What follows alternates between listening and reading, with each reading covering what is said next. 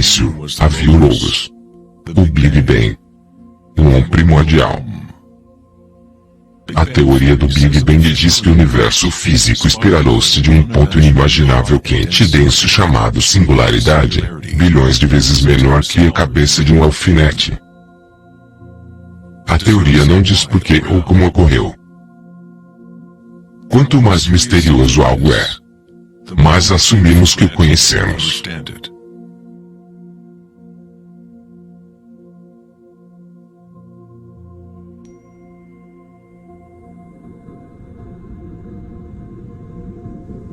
Acreditava-se que a gravidade eventualmente atrasaria sua expansão ou contrairia o universo numa grande compactação. No entanto, imagens do telescópio espacial Hubble mostram que a expansão do universo parece estar, na verdade, acelerando, expandindo-se cada vez mais rápido ao crescer ao redor do Big Bang. De alguma forma, existe mais massa no universo que os físicos previam.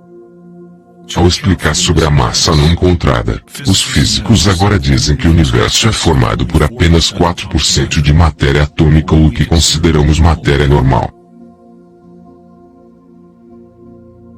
23% do universo é feito de matéria escura e 73% é energia escura. O que acreditávamos ser espaço vazio. É como se fosse um sistema nervoso invisível que percorre todo o universo conectando todas as coisas.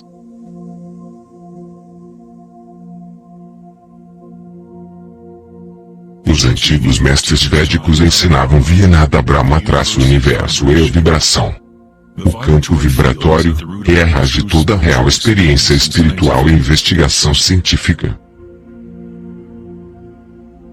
É o mesmo campo energético que os santos, budas, yogis, místicos, padres, xamãs e videntes observaram ao olharem dentro de si mesmos. Foi chamado de Akasha, o primordial, a rede de joias de Indra, a música das esferas, e muitos outros milhares de nomes através da história.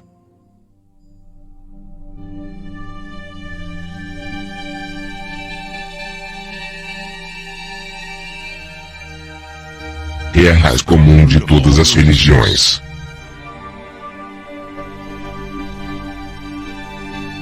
E o elo entre nossos mundos internos e nossos mundos externos. Mundos internos, mundos externos.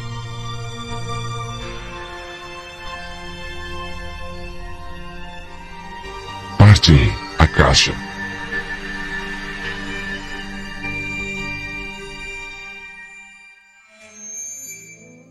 No budismo Mahayana do século III, descrevia uma cosmologia não muito distante da avançada física moderna da atualidade. A rede de joias de Indra é uma metáfora usada para descrever um ensinamento védico muito mais antigo, o qual ilustra a maneira que o tecido do universo foi criado. Indra, o rei dos deuses, deu origem ao Sol. E movimenta os ventos e as águas. Imagine uma teia de aranha que se estende por todas as dimensões. A teia é feita de gotas de orvalho. E cada gota contém o reflexo de todas as outras gotas d'água. E em cada gota de orvalho refletida, você encontrará os reflexos de todas as outras gotas, a teia inteira, nesse reflexo. E assim por diante, até o infinito. A rede de Indra pode ser descrita como um universo holográfico, onde até mesmo o menor feixe de luz possui um modelo completo do todo.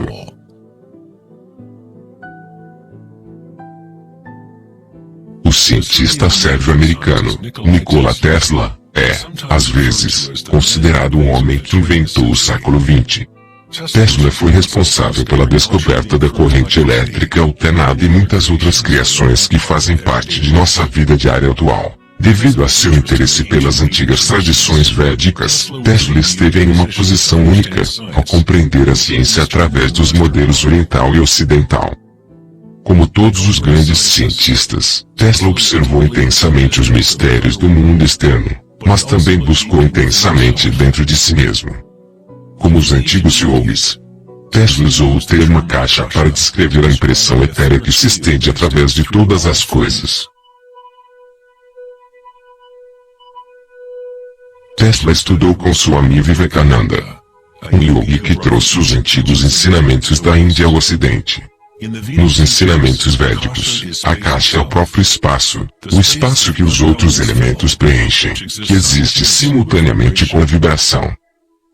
Ambos são inseparáveis. A caixa é Yin, o prana é Yang.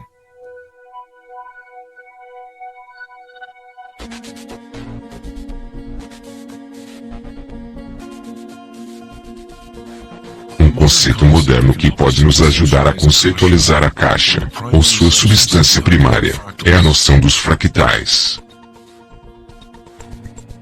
Foi apenas em meados de 1980, com o avanço dos computadores, que foi possível visualizar e reproduzir matematicamente os padrões da natureza. O termo fractal foi cunhado em 1980 pelo matemático Benoit Mandelbrot, que estudou algumas equações matemáticas simples que, quando usadas de maneira repetida, produziriam intermináveis estruturas de variadas formas matemáticas ou geométricas dentro de um determinado sistema. Elas são limitadas, mas ao mesmo tempo, infinitas. Um fractal é uma forma geométrica bruta que pode ser desmembrada em partes. Cada uma delas é aproximadamente uma cópia de tamanho reduzido de todo o padrão, uma característica chamada autossimilaridade. Os fractais de Mandelbrot foram chamados de impressões digitais de Deus.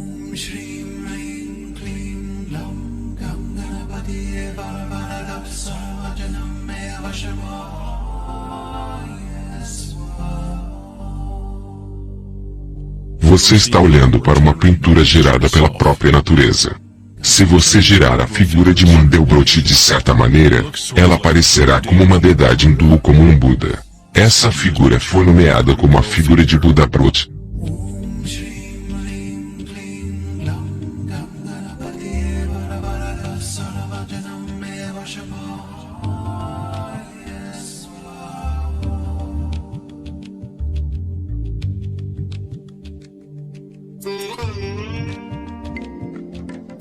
Se procurar por algumas formas da arte e arquitetura da antiguidade, verá que, há muito tempo, os humanos associavam a beleza e o sagrado com os padrões fractais.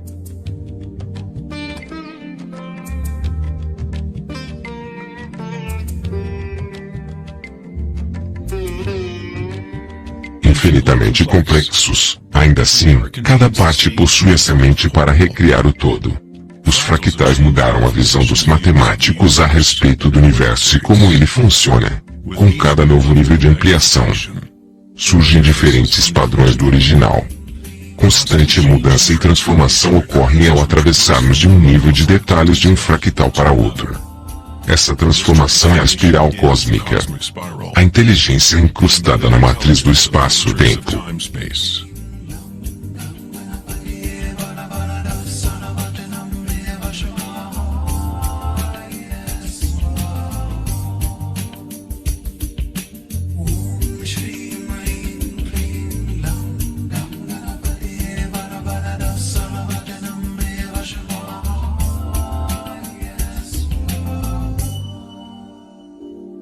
Fractais são caóticos em essência, um emaranhado de formas e ordem. Quando nossas mentes reconhecem o mesmo definem um certo padrão, nos concentramos nesse padrão, como se ele fosse algo irreconhecível. Tentamos encontrar padrões do que nos pareçam bonitos aos olhos, mas para que guardemos tal padrão em nossas mentes, precisamos ignorar o resto do fractal.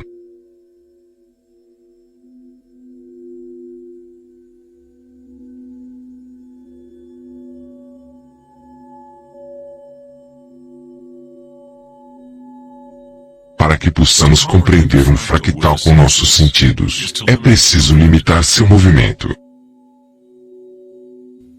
Toda a energia presente no universo é neutra, atemporal, sem dimensões.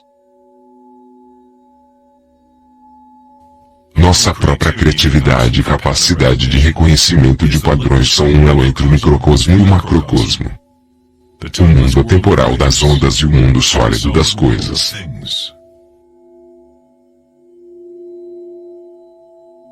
A observação é um ato de criação através das limitações inerentes ao pensamento.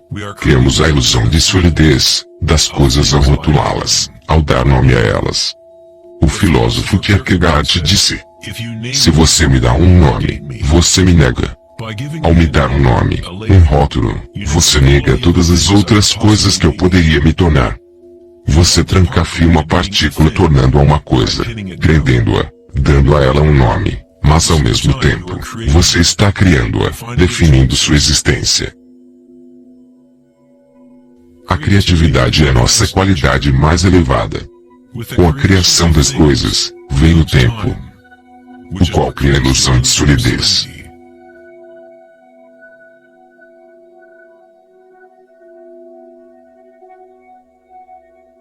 Einstein foi o primeiro cientista a perceber que o que os outros pensavam ser espaço vazio não é o nada. Esse espaço tem suas propriedades e, intrínseco à natureza do espaço, esse espaço possui uma incalculável quantidade de energia. Certa vez, o renomado físico Richard Feynman disse: existe energia suficiente em um único centímetro cúbico de vácuo para ferver todos os oceanos no mundo. Avançados praticantes de meditação sabem que no silêncio reside o maior dos poderes. Buda cunhou outro termo para essa substância primária. Chamou-a de kalapas, pequenas partículas ou pequenas ondas que aparecem e desaparecem trilhões de vezes por segundo.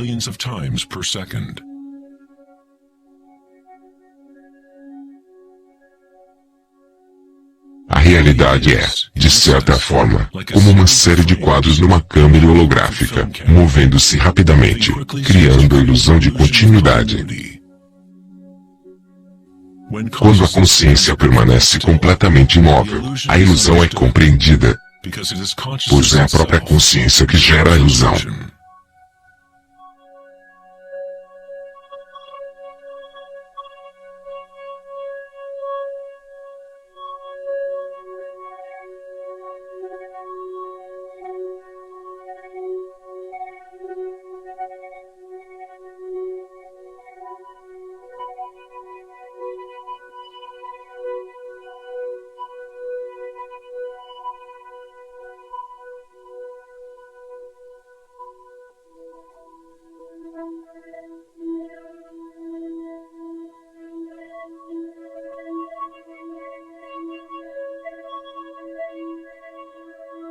As antigas tradições orientais compreendiam, há milhares de anos, que tudo é vibração. Nada Brahma. O universo é som.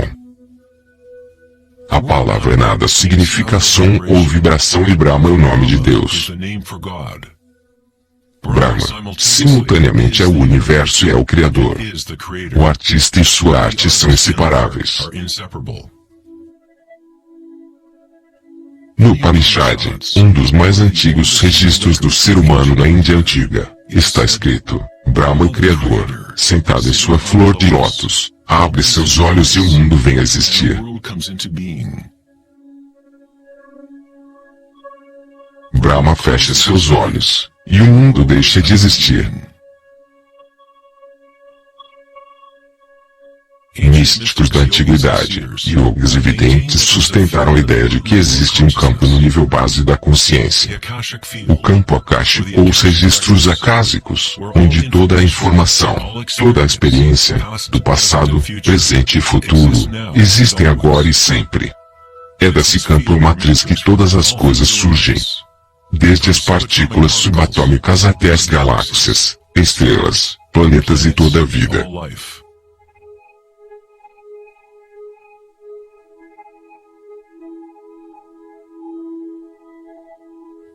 Você nunca vê tudo em sua totalidade, pois ele é feito de camadas e mais camadas de vibração e está constantemente mudando, trocando informações com a caixa.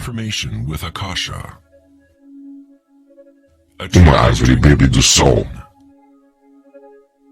do ar, da chuva, da terra. Um mundo de energia move-se para dentro e para fora dessa coisa que chamamos de árvore. Quando a mente pensante se acalma, então você vê a realidade como ela é. Todos os aspectos reunidos. A árvore e o céu e a terra, a chuva e as estrelas não estão separadas. A vida e a morte, o eu e o outro não estão separados. Assim como a montanha e o vale são inseparáveis. Na tradição indígena americana e em outras tradições indígenas, é dito que todas as coisas possuem um espírito, o que é uma outra forma de dizer que tudo está conectado à fonte vibratória original. Existe uma consciência, um campo, uma força que se move através de tudo. Este campo não está ocorrendo a seu redor, está ocorrendo através de você. Acontece como você. Você é o eu, o universo. Você é os olhos através dos quais a criação vê a si mesma. Quando acorda de um sonho, compreende que tudo no sonho era você. Você estava criando-o.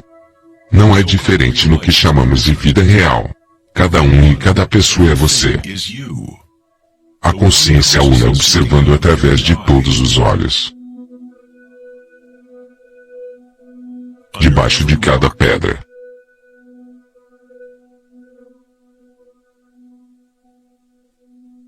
Dentro de cada partícula.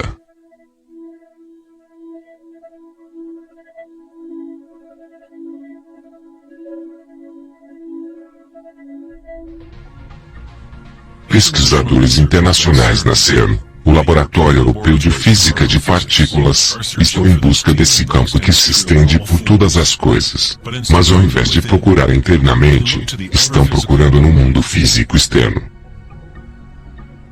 Pesquisadores do laboratório da CERN, na Genebra, Suíça, anunciaram que encontraram o bóson de Higgs, ou a partícula de Deus. Os experimentos do bóson de Higgs provam cientificamente que um campo de energia visível preenche o vácuo do espaço. O grande colisor de hadrons da CERN é um anel com mais de 27 km de circunferência, no qual dois raios de partículas correm em direções opostas, convergindo e colidindo um com o outro, quase na velocidade da luz. Os cientistas observam o que ocorre após as violentas colisões. O modelo padrão atual não consegue explicar como as partículas conseguem sua massa. Tudo parece ser feito de vibração, mas não há algo sendo vibrado. É como se houvesse uma dançarina invisível. Uma sombra dançando, escondida no balé do universo. Todos os outros dançarinos sempre dançaram ao redor dessa dançarina escondida. Observamos a coreografia da dança, mas até agora, não conseguimos ver essa dançarina.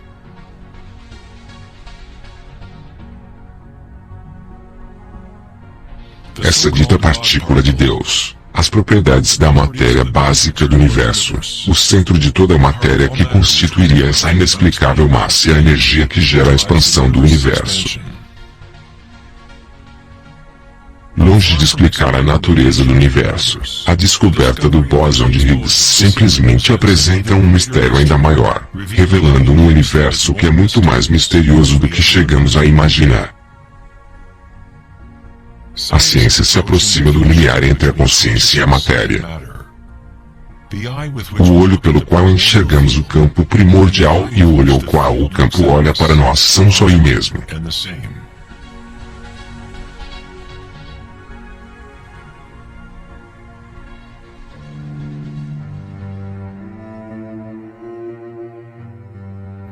O célebre escritor alemão Wolfgang von Goethe disse: a onda é o fenômeno primordial que deu origem ao mundo.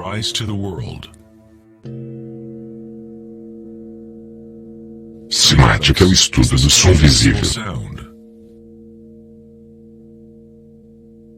A palavra simática vem de raiz grega, sima, que significa onda ou vibração.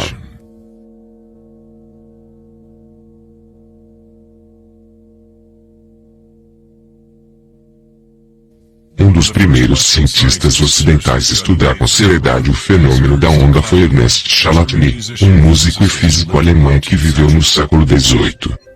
Chladni descobriu que quando ele espalhava areia em chapas de metal e então vibrava essas placas com o arco do violino, a areia arranjava-se em padrões. Diferentes formas geométricas apareciam dependendo da vibração produzida.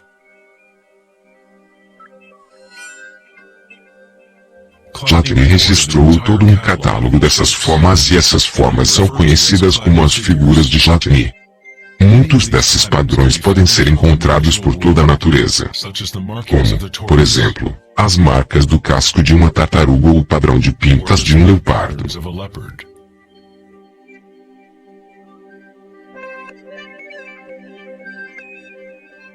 O estudo dos padrões de Chladni ou padrões simáticos é um dos segredos que os fabricantes de alta qualidade de instrumentos como guitarras, violinos determinam a qualidade sonora dos instrumentos que fabricam.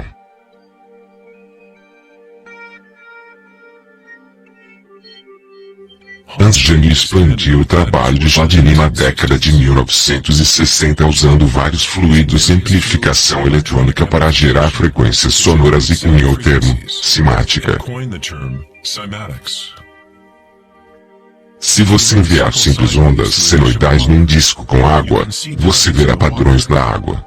Dependendo da frequência da onda, diferentes padrões aparecerão. Quanto maior a frequência, mais complexo o padrão.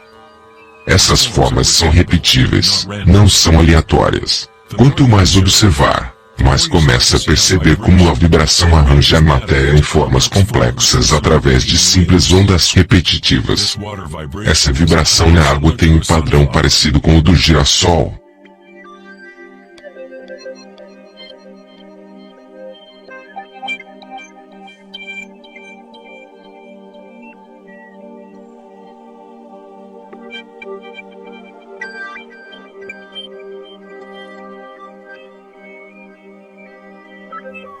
Simplesmente mudando a frequência do som, conseguimos padrões diferentes.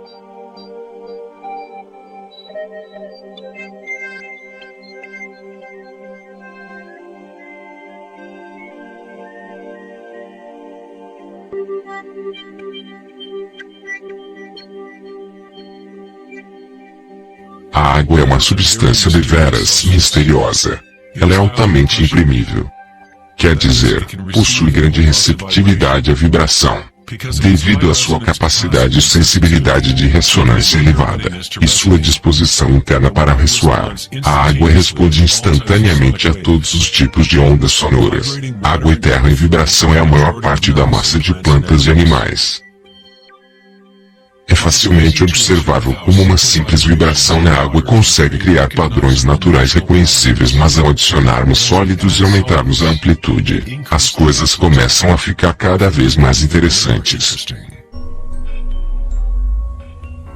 Ao adicionarmos maisena, conseguimos um fenômeno bem mais complexo.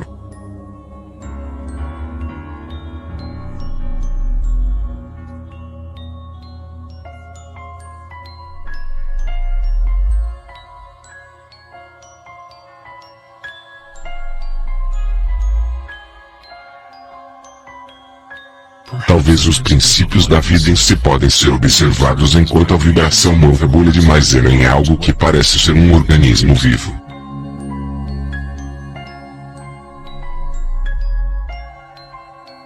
O princípio que anima o universo é descrito na maioria das religiões usando palavras que refletem a compreensão daquele período na história.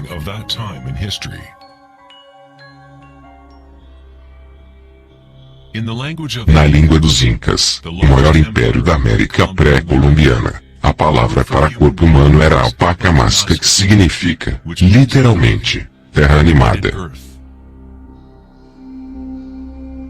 Na Cabala, o misticismo judaico, fala sobre o nome divino de Deus. O nome que não deve ser pronunciado. Não pode ser pronunciado pois é uma vibração que está em todo lugar. É todas as palavras. Toda a matéria. Tudo é a palavra sagrada. O tetraedro é a forma mais simples que pode existir em 3 dimensões. Algo precisa ter pelo menos 4 pontos para estar na realidade física. A estrutura triangular é o único padrão que se autoequilibra na natureza. No Velho Testamento, a palavra tetragramaton foi usada para representar uma manifestação específica de Deus. Era usada quando se falava sobre a palavra de Deus ou nome especial de Deus, logos ou palavra primordial.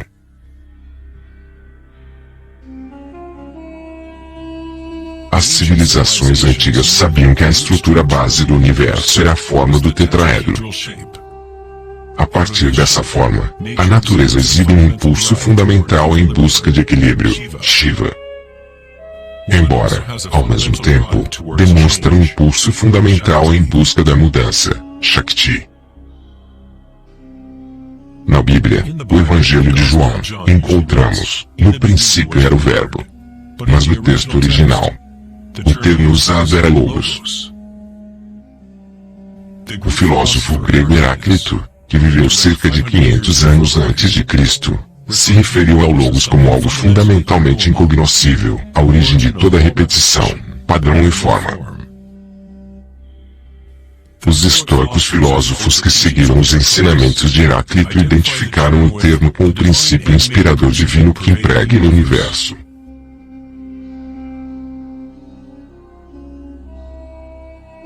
No sufismo, o Logos está em todos os lugares e em todas as coisas. Está naquilo que torna o imanifesto em manifesto.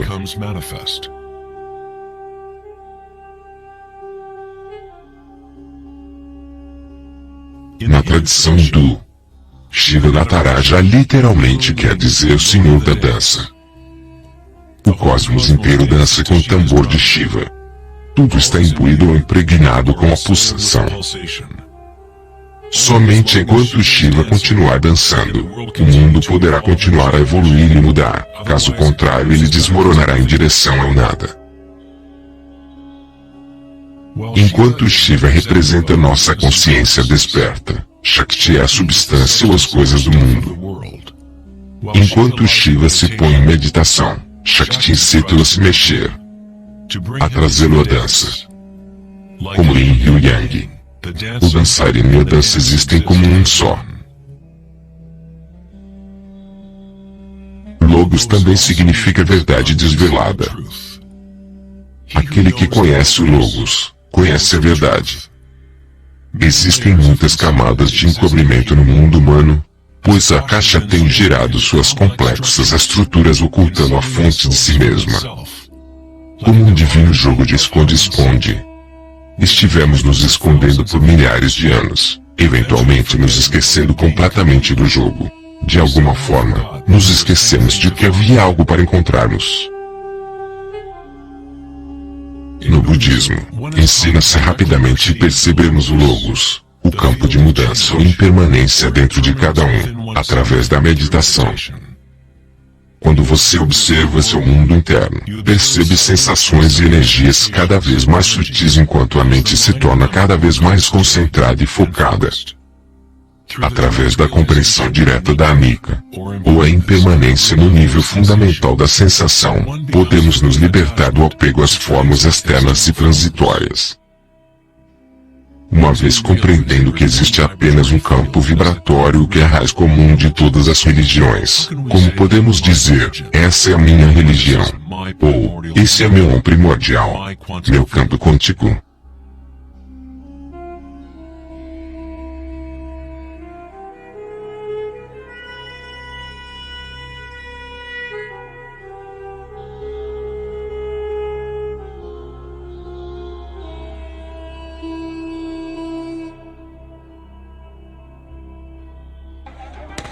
A real crise em nosso mundo não é a crise social, política ou econômica.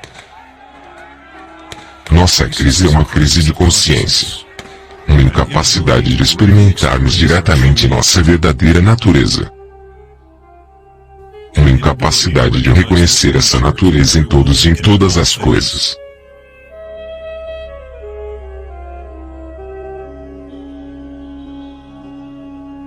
Na tradição budista, o Bodhisattva é uma pessoa com sua natureza de Buda desperta. Um Bodhisattva se compromete a ajudar no despertar de cada ser no universo. compreendendo que existe apenas uma consciência. Para despertar seu verdadeiro eu, é preciso despertar todos os seres.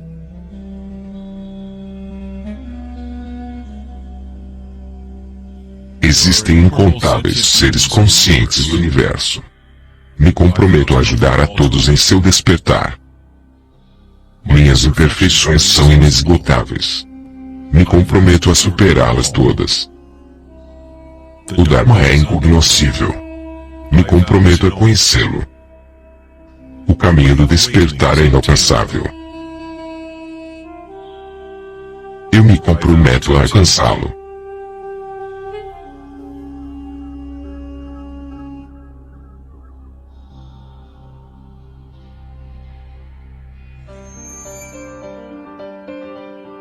O filósofo grego Platão insinuava de maneira enigmática que existia uma chave de ouro que unificava todos os mistérios do universo.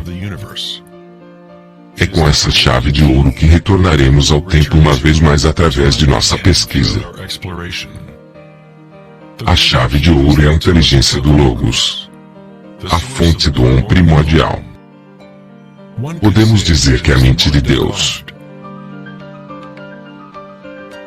Com nossos sentidos limitados, observamos apenas a manifestação externa da mecânica oculta da autossimilaridade. A fonte dessa simetria divina é o maior mistério de nossa existência.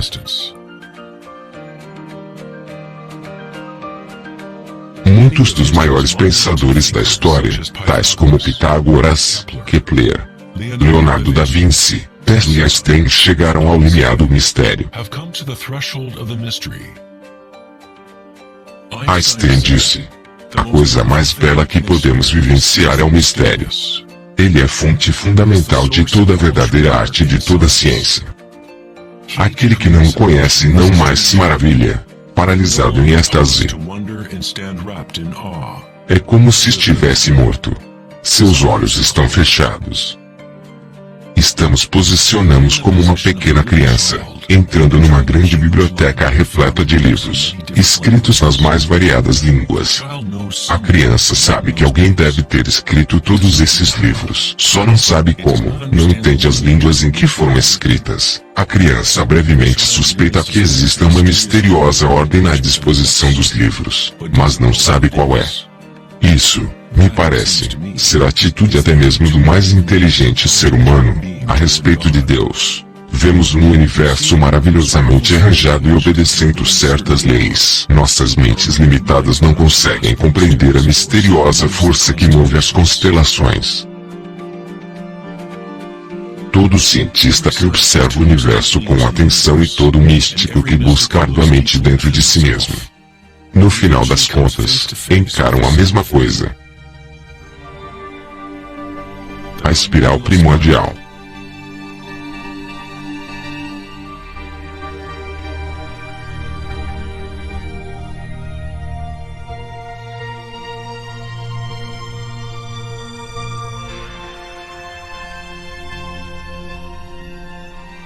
Parte 2. A espiral.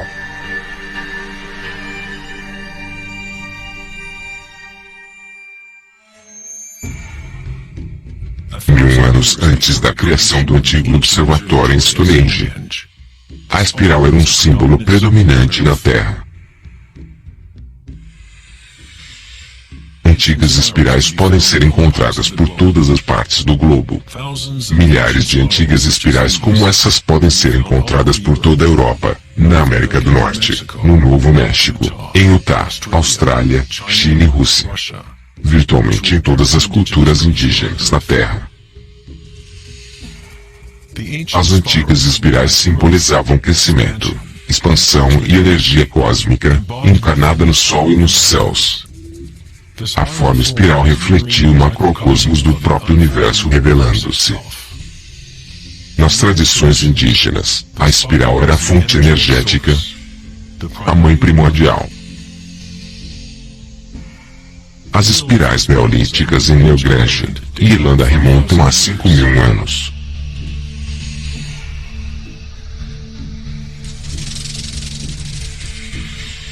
São 500 anos mais velhas que as grandes pirâmides de Gizé e são tão enigmáticas quanto elas aos observadores modernos. As espirais remontam uma época na história quando os humanos estavam mais conectados com a Terra aos ciclos e espirais da natureza. Uma época em que humanos eram menos identificados com pensamentos. A espiral é o que percebemos ser a força de torção do universo. O prana, ou a força criativa, faz a caixa girar numa contínua de formas sólidas. Encontrada em todos os níveis entre o macrocosmo e o microcosmo, desde as galáxias espiraladas até os sistemas meteorológicos. Desde a água de sua banheira até seu DNA.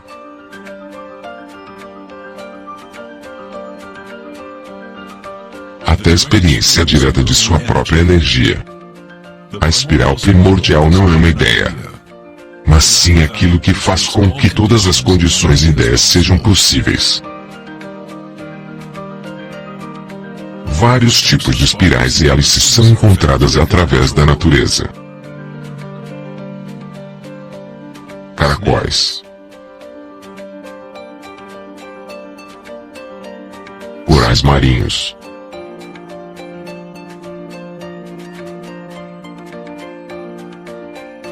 teias de aranha,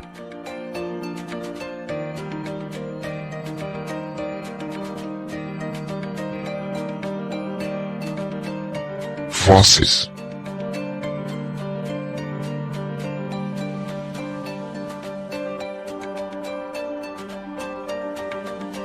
a cauda do cavalo marinho,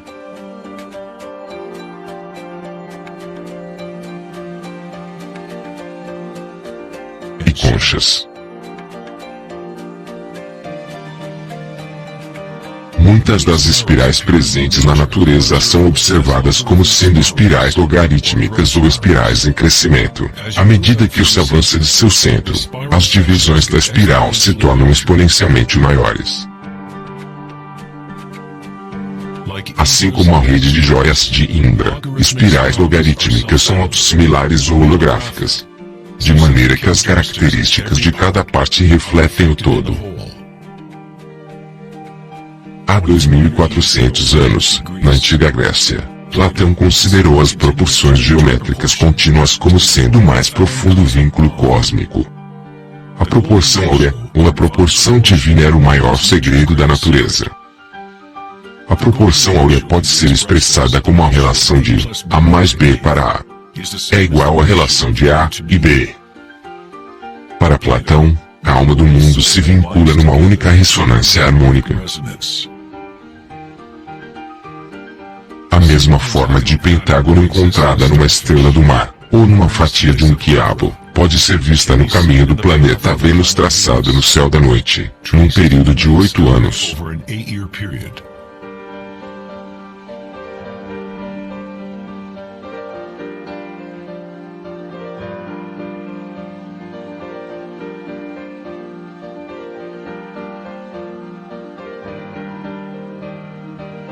Observamos o compreensível mundo das formas no céu e o mundo visível de objetos materiais na Terra, através deste princípio geométrico de autossimilaridade.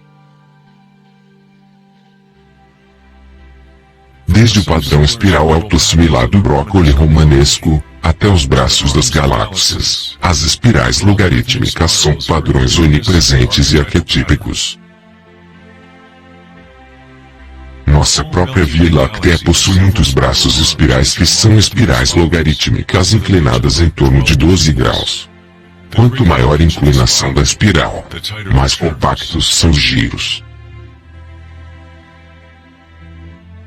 Quando observamos um vídeo acelerado de uma planta crescendo, testemunhamos sua dança com a espiral da vida.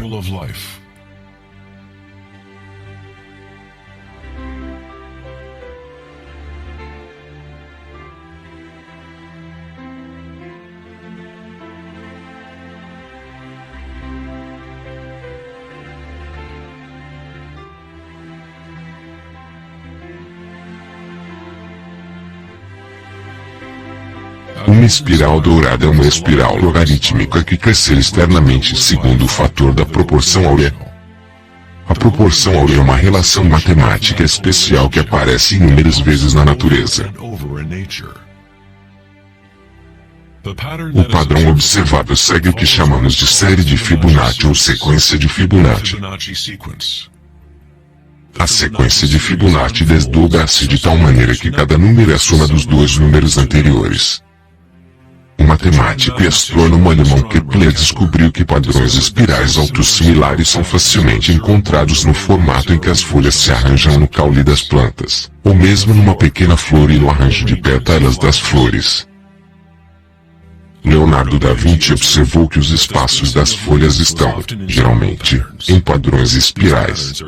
Esses padrões são chamados de padrão filotaxia ou padrão de arranjo de folhas. A filotaxia pode ser encontrada em nucleotídeos auto-organizados do DNA.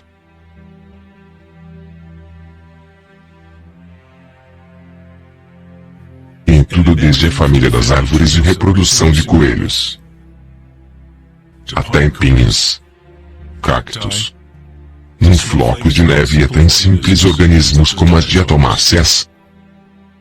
As diatomáceas são um dos tipos mais comuns de fitoplânctons, organismos unicelulares que servem de alimento para inúmeras espécies em toda a cadeia alimentar.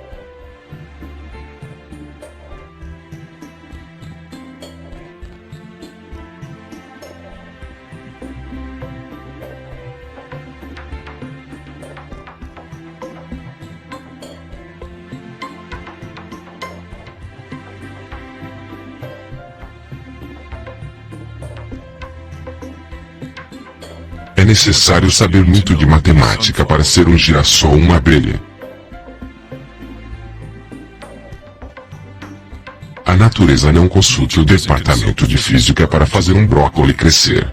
A estruturação na natureza acontece automaticamente. Cientistas no campo da nanotecnologia usam o termo automontagem para descrever como os complexos são formados, como da fase inicial em forma hexagonal da formação do DNA.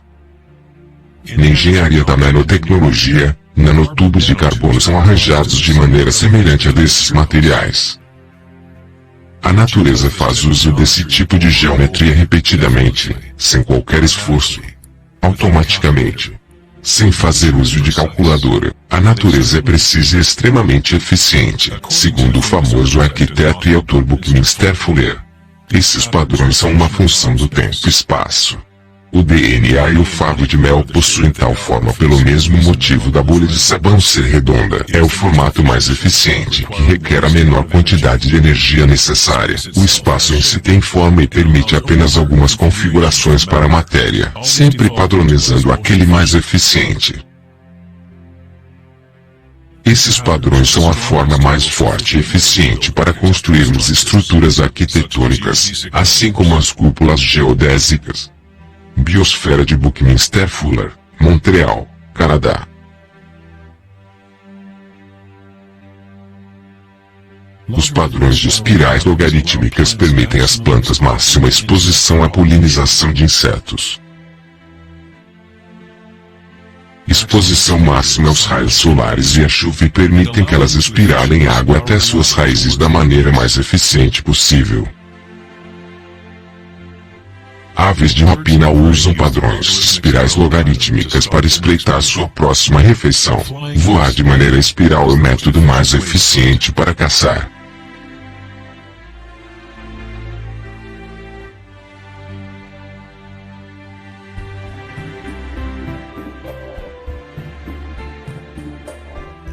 A habilidade de se ver a espiral da vida dançando a caixa na forma material tem a ver com a habilidade de se reconhecer a beleza e a simetria na natureza. O poeta William Blake certa vez disse: "O universo vegetal se abre como uma flor vinda do centro da Terra, de onde está a eternidade. Expande-se das estrelas até a concha terrestre e ali encontra-se com a eternidade novamente, tanto interna quanto externamente."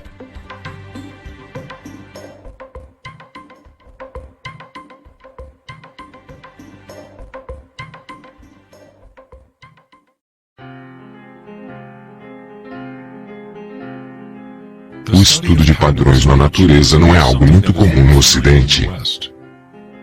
Mas na China antiga, essa ciência era conhecida como Li. Li reflete a ordem dinâmica e os padrões na natureza.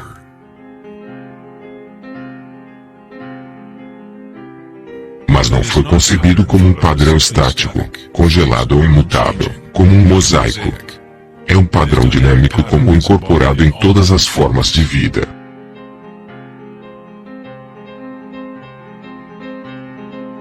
As artérias das folhas, as marcas de uma tartaruga e os padrões vinosos em rochas são todas expressões da linguagem secreta da natureza e da arte. O labirinto é um dos muitos padrões de Li. É encontrado nas estruturas de corais, em cogumelos como o morel, repolhos e no cérebro humano. A estrutura celular é outro padrão comum na natureza. Existe uma miríade de diferentes estruturas celulares, mas todas possuem uma ordem similar, definida por seu propósito e função. É fácil nos fascinarmos com o constante jogo de formas, mas o mais interessante é que certas formas de arquétipo parecem estar entrelaçadas no tecido de toda a natureza. O padrão das ramificações é outro padrão de Li, ou padrão arquétipo observado facilmente, em todos os níveis e em todas as escalas de fractais.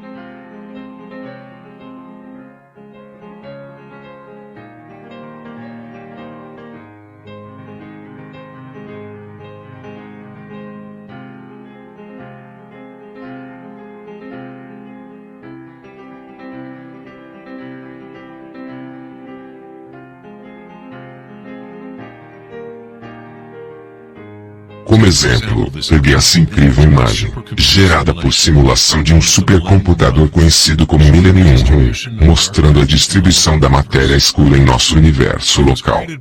Foi criada pela Sociedade Max Planck, na Alemanha. A matéria escura é, basicamente, o que achávamos ser espaço vazio. É como um sistema nervoso invisível que percorre todo o universo.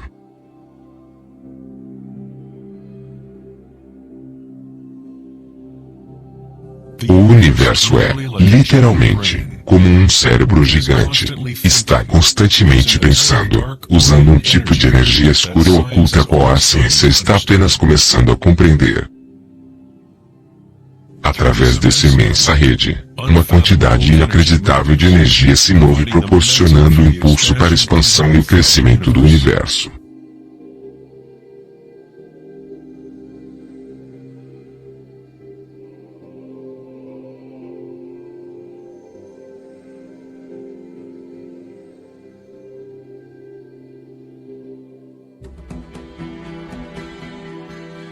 A natureza é capaz de criar padrões de ramificação automaticamente, caso criemos as condições mínimas necessárias. A natureza é uma máquina geradora de arte ou um motor criador da beleza. Aqui, a eletricidade está sendo usada para gerar ramificações de cristais de prata.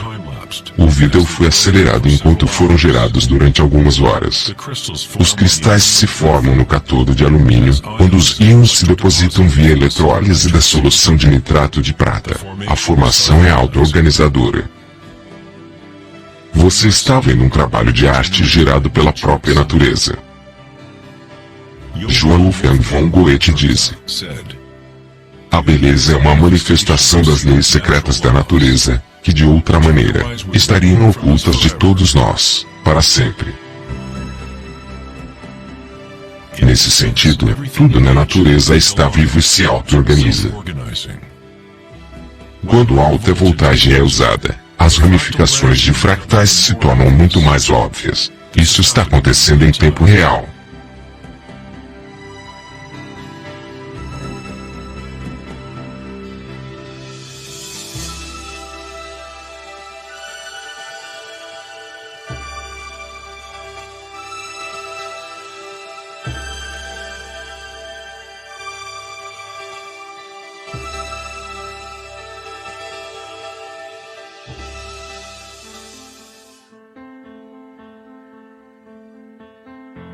No corpo humano, estruturas e padrões parecidos com árvores são encontrados por toda parte. Temos, é claro, o sistema nervoso que a medicina ocidental conhece bem. Mas nas medicinas chinesa, ayurvédica e tibetana, os meridianos de energia são componentes essenciais para a compreensão de como o corpo funciona. Os nadis, ou os meridianos de energia, formam estruturas parecidas com árvores. Uma autópsia não revelará os chakras ou os nadis, mas isso não significa que não existam. É preciso refinarmos as ferramentas que usamos para podermos enxergar. Precisamos primeiro aprender a quietar nossa própria mente. Somente assim poderemos observar essas coisas. Primeiro dentro de nós mesmos, na teoria elétrica. Quanto menor a resistência de um cabo, mais facilmente a energia é carregada através dele. Quando cultivamos a tranquilidade através da meditação, criamos um estado de não resistência em nosso corpo. Prana, ou Chi, ou energia interior são simplesmente sua vitalidade interior. Aquilo que você sente quando traz sua consciência para dentro de seu corpo. Os cabos sutis dentro de seu corpo que carregam o prana, os nadis, são capazes de mover cada vez mais energia prânica através dos chakras. Quanto mais usar seu cabeamento, mais forte ele se torna, permitindo que a energia flua cada vez mais, onde quer que a consciência seja alocada. O chi ou a energia começará a fluir e as conexões físicas começarão a desabrochar. Dentro do cérebro e do sistema nervoso, os padrões físicos de conexão estabelecem-se através da repetição. Ao focar continuamente sua atenção no interior, e reduzir sua resistência às sensações que está experimentando, você aumenta sua capacidade energética.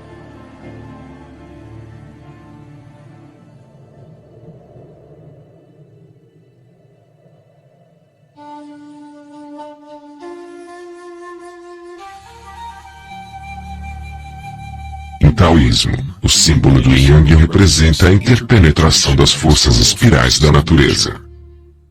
O Yin e Yang não são dois, e não são um. O antigo conceito do Ara é representado como Yin Yang, o redemoinho em espiral. É a força central localizada no abdômen, logo abaixo do umbigo. Ara significa literalmente, mar ou oceano de energia. Na China, o Ara é chamado de Dantian inferior. Nas várias formas das artes marciais asiáticas, o guerreiro com um Ara forte é considerado impossível de ser parado. Na tradição samurai, uma das formas de suicídio ritual, ou seppuku era o Harakiri, frequentemente pronunciado erroneamente de Airi-Kairi. Seu significado é empalar seu próprio Ara, cortando assim seu canal de energia ou Chi.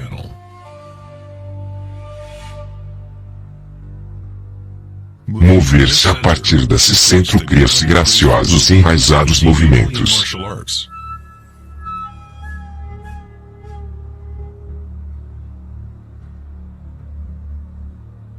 Que não vemos apenas nas artes marciais, mas também em grandes jogadores de golfe. Dançarinas do ventre.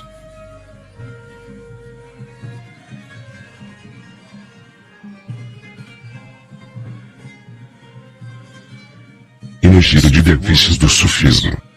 É o cultivo, focado num ponto, da consciência disciplinada, que é a essência do Ara. A quietude no olho do furacão.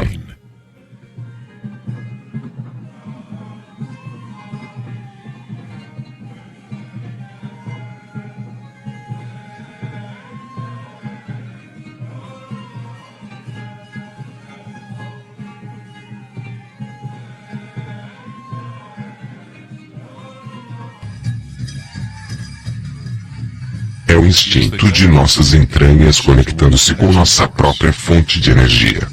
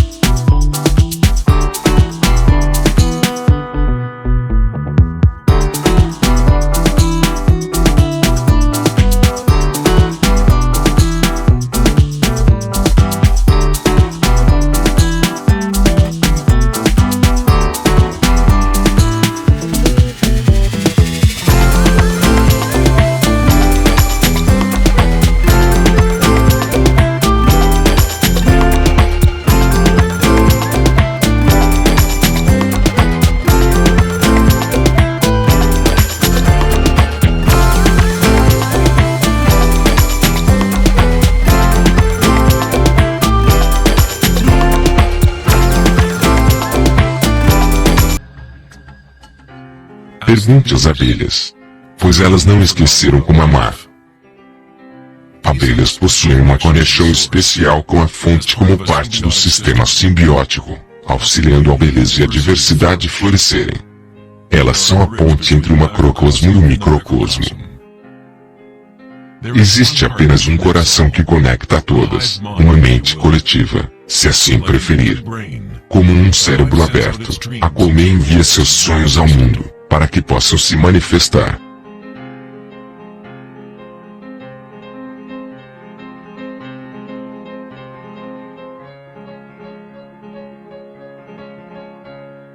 Na natureza, muitas criaturas sabem como agir em uníssono, movimentarem-se como um só espírito, numa única direção.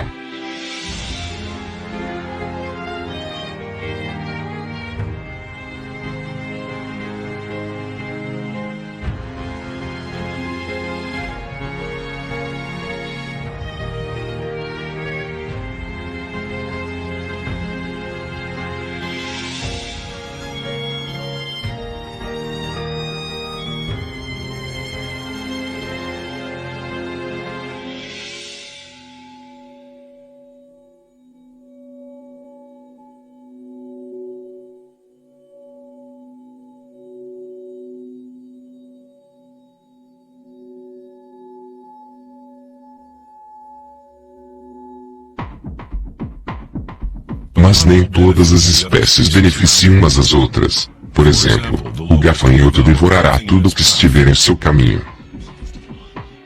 Um gafanhoto não tem outra opção a não ser agir como um gafanhoto. Jamais fará mel ou polinizará plantas como as abelhas fazem. O comportamento de um gafanhoto é rígido, mas um ser humano é único nesse sentido. Poderemos agir como uma abelha ou como um gafanhoto. Somos livres para mudar e manipular os padrões que interagimos como mundo. Podemos viver em simbiose ou como um parasita.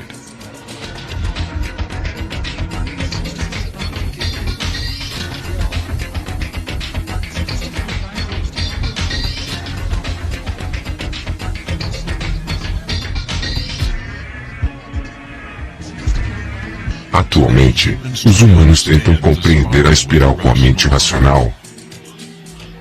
Mas o ato de pensar nunca foi o que nos conectou com a espiral da vida. Sempre estivemos conectados.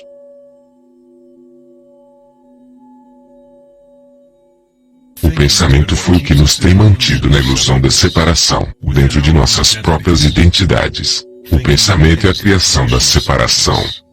A experiência da limitação. Quanto mais nos alinhamos com o pensamento, mais nos distanciamos da fonte. As culturas antigas menos alinhadas com o pensamento, se alinhavam com a espiral de maneira mais direta e pessoal do que fazemos hoje em dia. Na Índia antiga, a Kundalini é a representação de nossa própria energia interior, a qual se move ao longo da coluna vertebral num padrão de serpente ou hélice. Nas antigas tradições yogis da Índia, os mundos internos das pessoas daquela época se comparavam aos das culturas alinhadas com o ar. Equilibrar a força da espiral com a quietude de observar sua própria consciência e alinhar-se com seu pleno potencial evolutivo. É florescer como um ser único e multifacetado ao qual você foi projetado para ser. Ida, o canal feminino ou canal lunar está conectado com o lado direito do cérebro e Pingala, o canal masculino ou canal solar está conectado com o lado esquerdo do cérebro. Quando estes canais estão equilibrados, a energia flui até um terceiro canal, Susumna, no centro da coluna vertebral, energizando os chakras e desbloqueando nosso pleno potencial evolutivo. A palavra chakra é uma antiga palavra em sânscrito que significa roda de energia. A Kundalini é nada mais que a espiral primordial que, como em uma dança, faz com que sua vida humana exista. É um tipo de energia diferente da que normalmente conhecemos. É como uma ponte da matéria bruta até as energias mais sutis. Você é essa ponte. A Kundalini não é uma energia que pode ser forçada pela vontade, esforço e fricção. É similar a cultivarmos uma flor. Tudo o que podemos fazer como bons jardineiros é preparar o solo e as condições adequadas, e permitir que a natureza tome seu rumo. Se você forçar uma flor a florescer prematuramente, você a destruirá. Ela cresce com sua própria inteligência, com sua própria direção de auto-organização. A mentalidade egóica que foca no mundo exterior é o que impede você de experimentar sua verdadeira natureza vibratória interior. Quando a consciência é voltada para dentro, ela se assemelha aos raios do sol e a lótus interna começa a crescer.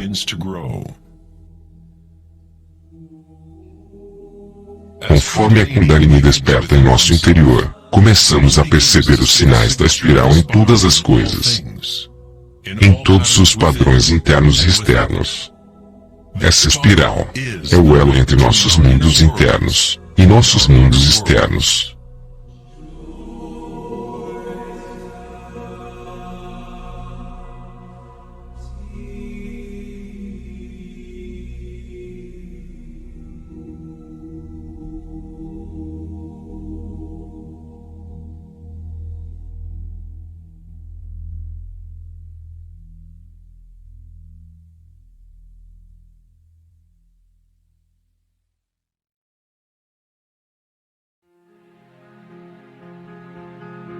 Muito antes do amanhecer da civilização ocidental e da linguagem escrita, a ciência e a espiritualidade não eram duas coisas separadas.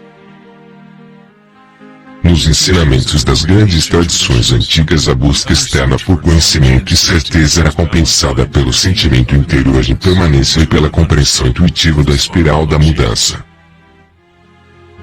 À medida que o pensamento científico se tornou mais dominante e a informação se multiplicou, a fragmentação iniciou-se em nossos sistemas de conhecimento. O aumento de especializações fizeram com que poucas pessoas fossem capazes de ver o panorama geral, de sentirem e intuírem a estética do sistema como um todo. Ninguém perguntava: será que todo esse pensar é bom para nós?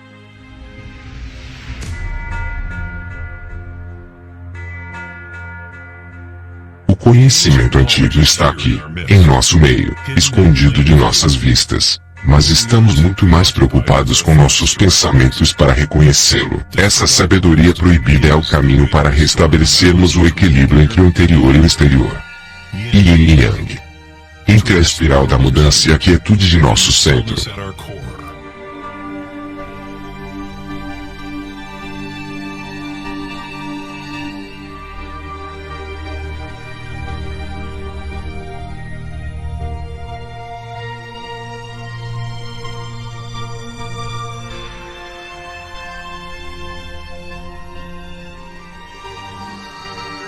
Parte 3. A serpente e a lótus.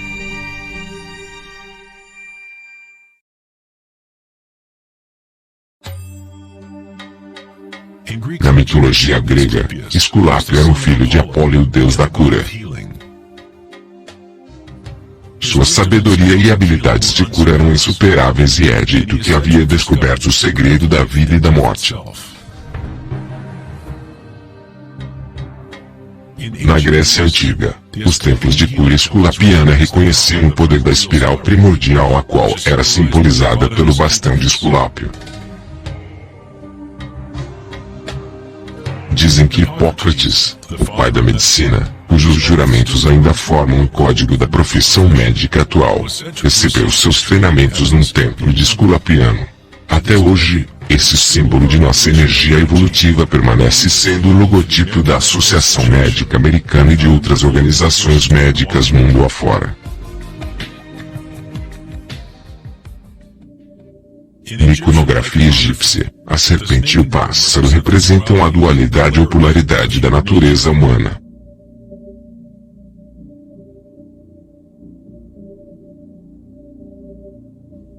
A serpente em direção descendente à espiral manifestada.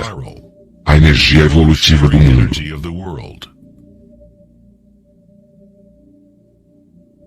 O pássaro é a direção ascendente, a corrente acima, em direção ao sol, ou a consciência unifocalizada desperta. O vazio da caixa.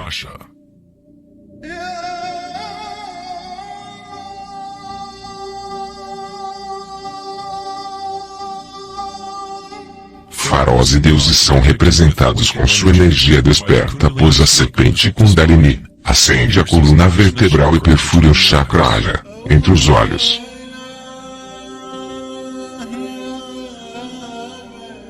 Este é chamado de olho de Horus. Na tradição hindu, o bindi também é uma representação do terceiro olho, a conexão divina com o espírito.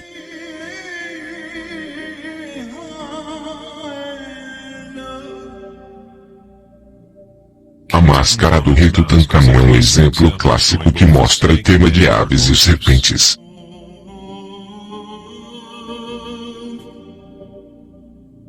A tradição maia e azteca combinam o tema da serpente e do pássaro em um único deus, Quetzalcoatl ou Kukulkan. O deus da serpente emplumada representa a consciência evolutiva desperta ou a Kundalini desperta. A pessoa que desperta a Quetzalcoatl dentro dela mesma, se torna uma manifestação viva do divino. Dizem que Quetzalcoatl, ou a serpente de energia, regressará no final dos tempos.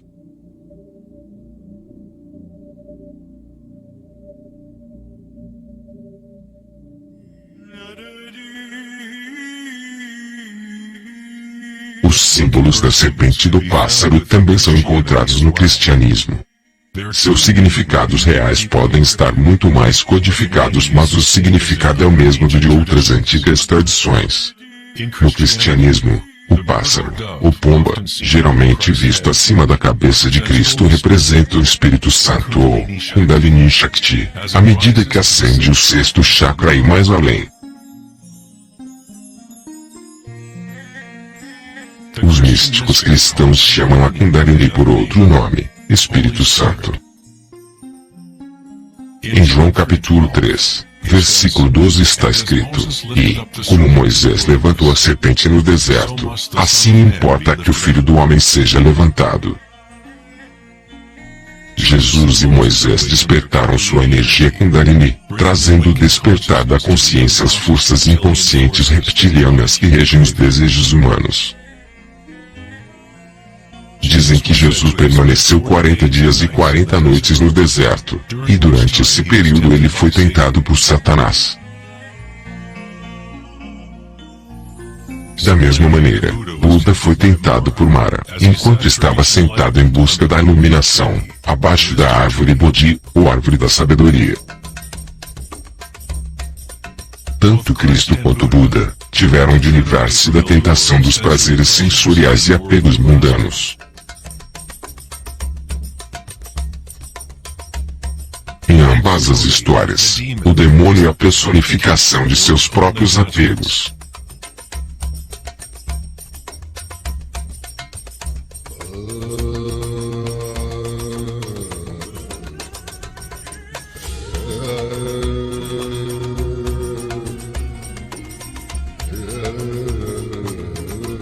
Se lermos a história de Adão e Eva sob a luz das tradições védicas e egípcias, descobriremos que a serpente que protege a árvore da vida é a Kundalini. A maçã representa o encanto e a tentação do mundo sensorial externo, nos distraindo do conhecimento do mundo interior. A árvore do conhecimento interior.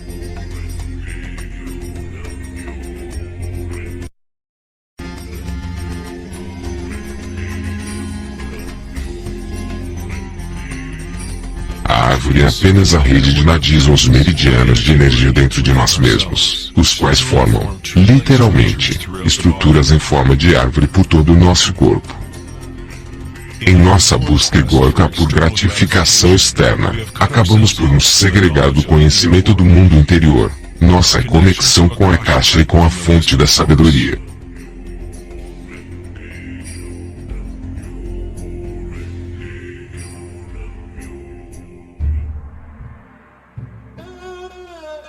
Muitos dos mitos históricos mundo afora a respeito de dragões podem ser interpretados como metáforas das energias internas das culturas as quais faziam parte.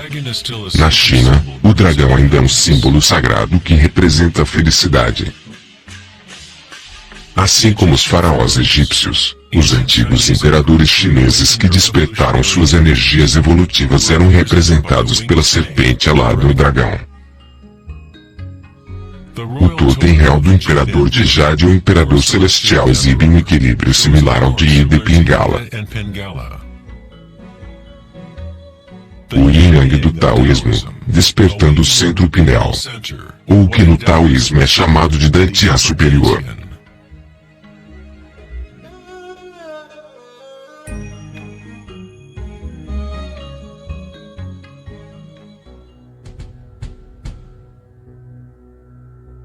A natureza é repleta de formas distintas de detectar e assimilar a luz. Por exemplo, um ouriço do mar é capaz de enxergar com seu corpo espinhento, que age como se fosse um grande olho. Ouriços do mar detectam a luz que incide em seus espinhos e comparam a intensidade dos raios para terem melhor noção de seus arredores.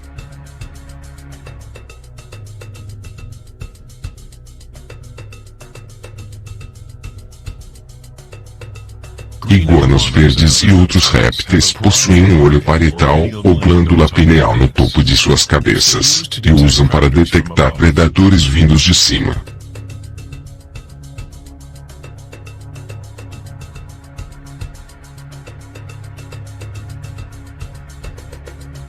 A glândula pineal humana é uma pequena glândula endócrina que ajuda a regular os padrões de sono e vigília.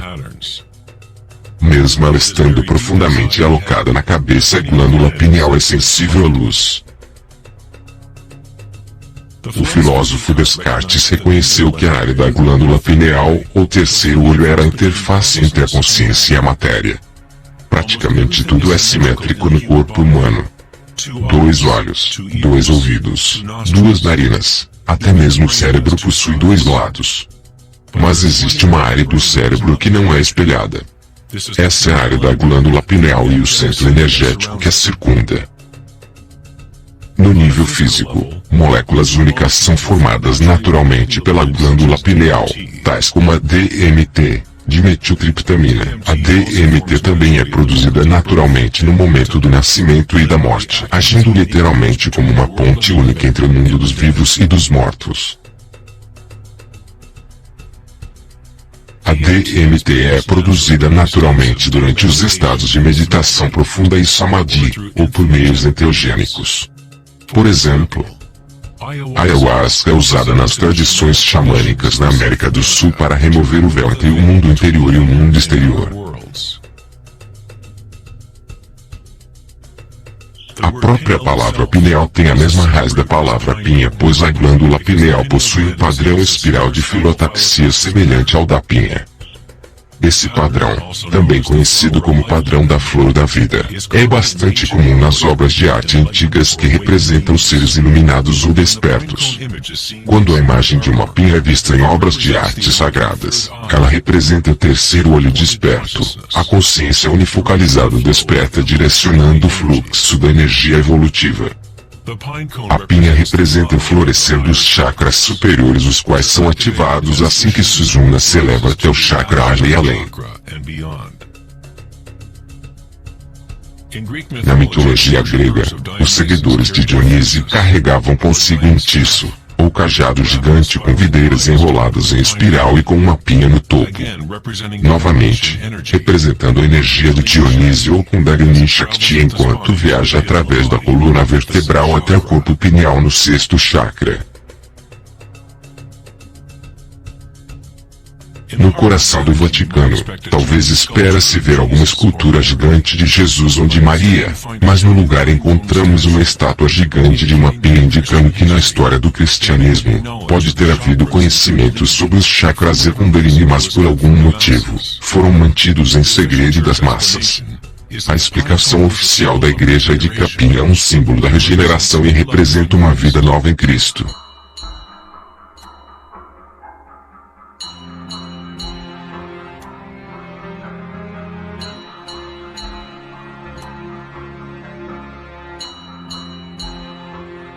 O filósofo e místico do século XIII, Mestre Eckhart, disse: o olho com que vejo Deus e o olho com que Deus me vê é o mesmo. Na Bíblia, versão Regiames, Jesus diz: a candeia do corpo são os olhos. Se os teus olhos forem bons, todo o teu corpo terá luz.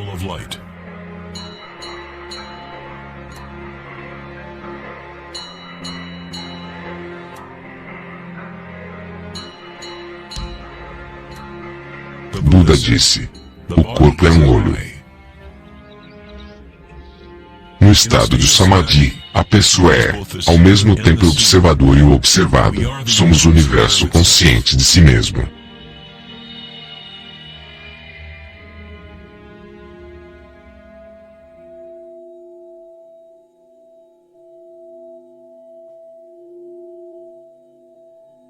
Quando a Kundalini é ativada, ela estimula o sexto chakra e o centro pineal, e essa região começa a recuperar algumas de suas funções evolutivas. A meditação no escuro foi usada por milhares de anos como uma forma de ativar o sexto chakra na região da glândula pineal. A ativação desse centro permite uma pessoa ver sua própria luz interior. Seja yogi proverbial, ou o xamã em retiro profundo numa caverna, ou um taoísta ou iniciado maia, até mesmo um monge tibetano, todas as tradições incorporaram um período em que alguém permanece na escuridão. A glândula pineal é o portal para experimentarmos nossa própria energia sutil de maneira direta. O filósofo Nietzsche disse: quando se olha muito tempo para um abismo, eventualmente descobrirá que o abismo olha para você de volta.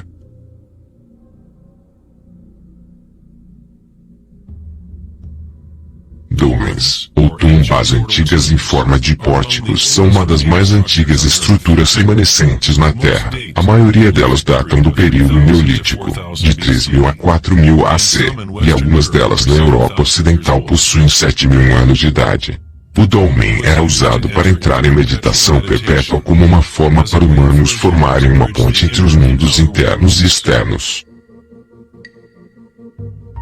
Enquanto alguém permanecer meditando em completa escuridão, eventualmente ela começa a observar a energia interior ou a luz, assim que o terceiro olho é ativado.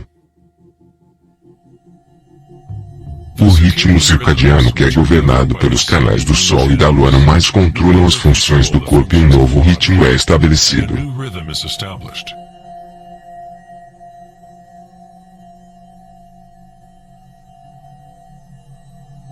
O sétimo chakra, há milhares de anos, tem sido representado pelo símbolo Om.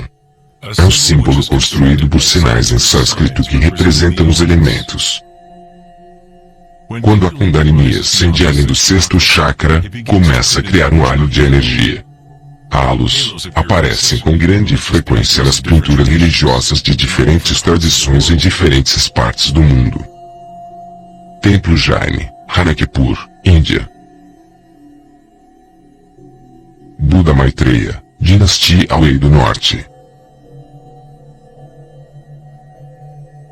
Afresco cristão búlgaro.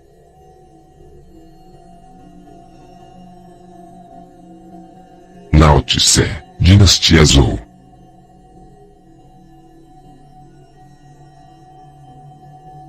Sol invicto, Deus Sol romano, século III. Templo budista chinês, Tailândia.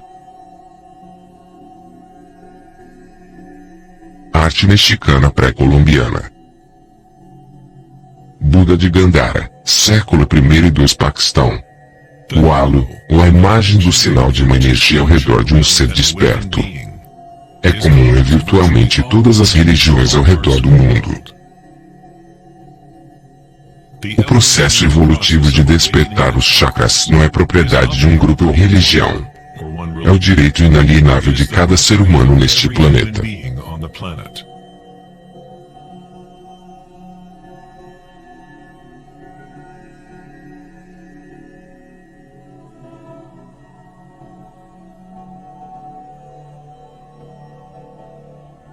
O chakra da coroa é a conexão com o divino. Aquilo que está além da dualidade. Além de nome e forma.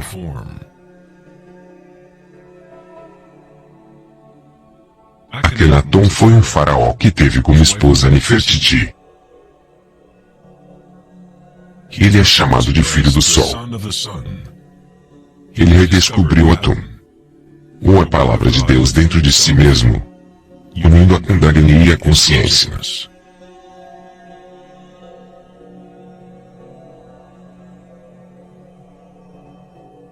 Na iconografia egípcia, mais uma vez a consciência desperta é representada pelo disco solar visto acima da cabeça de deuses ou seres despertos.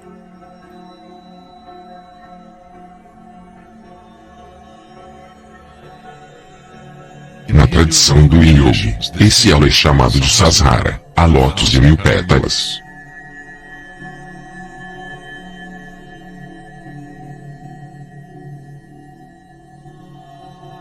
Buda é associado com o símbolo de uma lótus. O padrão de filotaxia é o mesmo padrão que pode ser encontrado numa lótus florescida. É o padrão da flor da vida. A semente da vida. É o padrão fundamental no qual todas as formas se encaixam. É, na verdade, a forma absoluta do próprio espaço ou uma qualidade inerente da caixa.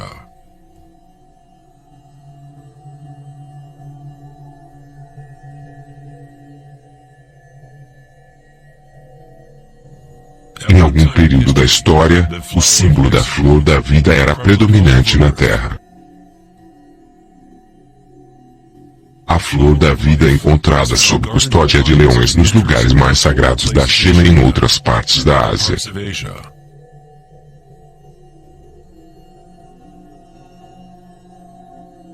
Os 64 hexagramas do I Ching, geralmente dispostos ao redor do símbolo do Yin Yang, são uma outra maneira de representar a flor da vida. Dentro da flor da vida está a base geométrica de todos os sólidos platônicos. Simplesmente todas as formas que podem existir. A antiga flor da vida começa com a geometria da estrela de Davi, ou os triângulos para cima e para baixo, ou ainda em 3D, as estruturas em forma de tetraedros. Esse símbolo é um yantra, um tipo de programa que existe dentro do universo. A máquina que está gerando nosso mundo fractal. Yantras têm sido usados durante milhares de anos como ferramentas para despertar a consciência. A forma visual de um yantra é a representação externa de um processo interno de desdobramento espiritual. E a música oculta do universo, tornada visível, composta de intersecções de formas geométricas e padrões de interferência.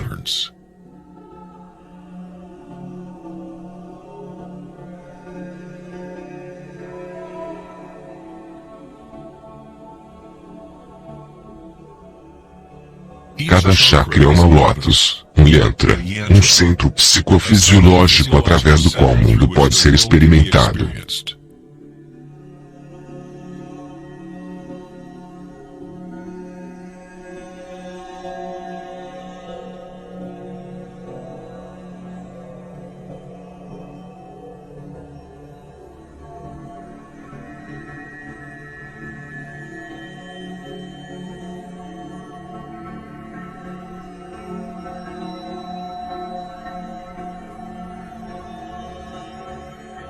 O yantra tradicional, tal como os encontrados na tradição tibetana, possuem ricas camadas de significado, às vezes incorporando uma completa cosmologia e visão do mundo.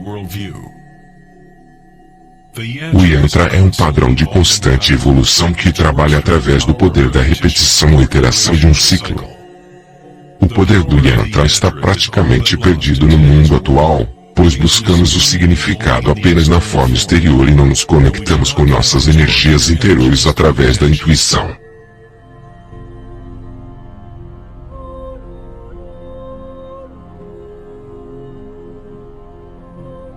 Existe um bom motivo para padres, monges e yogis serem tradicionalmente celibatários. Atualmente, poucas delas sabem realmente a razão de praticarem o celibato, pois o propósito real se perdeu. Bem simples, se sua energia será consumida para a produção de esperma ou óvulos, seja qual for o caso, então não terá força suficiente para elevar a Kundalini, o qual ativa os chakras superiores. A Kundalini é a energia vital, que também é a energia sexual.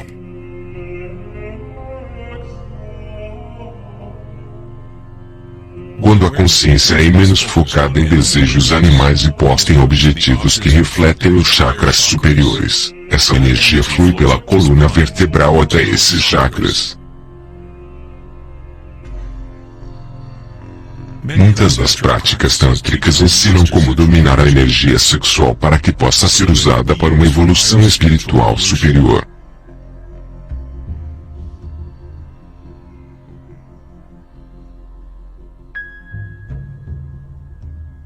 Seu estado de consciência cria as condições adequadas para que sua energia possa crescer. Entrar num estado de consciência não toma tempo algum. Como Eckhart Tolle disse, consciência e presença sempre ocorrem no agora. Se está tentando fazer algo acontecer, então você está criando uma resistência ao que está. É ao removermos toda a resistência que permitimos que a energia evolutiva se desdobre. Na antiga tradição yogi, as posturas da yoga eram usadas para preparar o corpo para a meditação. A yoga hatha jamais foi intencionada apenas como um mero regime de exercícios, mas como um caminho para ligar os mundos interiores e exteriores das pessoas. A palavra em sânscrito hatha significa sol a e lua ta. Na Yoga Sutra original de Patanjali, o propósito dos 8 passos da yoga é o mesmo do caminho de 8 passos de Buda: liberar a pessoa do sofrimento. Quando as polaridades do mundo dualístico estão equilibradas, uma terceira nasce. Encontramos uma misteriosa chave de ouro que destranca as forças evolutivas da natureza. Essa síntese dos canais Sol e da Lua é nossa energia evolutiva.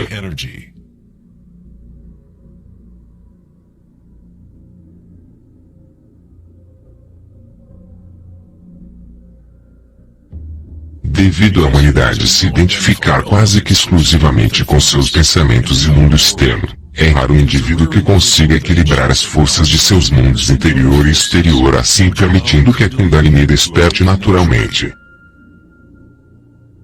Para aqueles que se identificam apenas com a ilusão, a Kundalini sempre será apenas mais uma metáfora. Uma ideia, ao invés de uma experiência direta da energia e consciência de uma pessoa.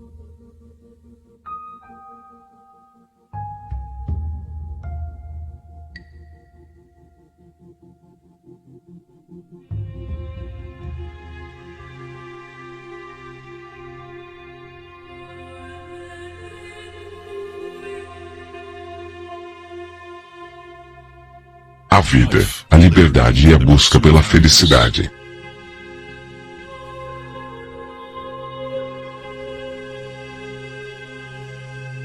Vivemos nossas vidas buscando a felicidade lá fora, como se fosse uma mercadoria. Nos tornamos escravos de nossos próprios desejos e anseios.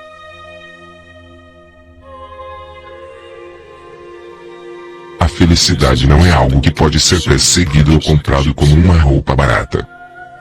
Isso é Maya, ilusão, um interminável jogo de formas.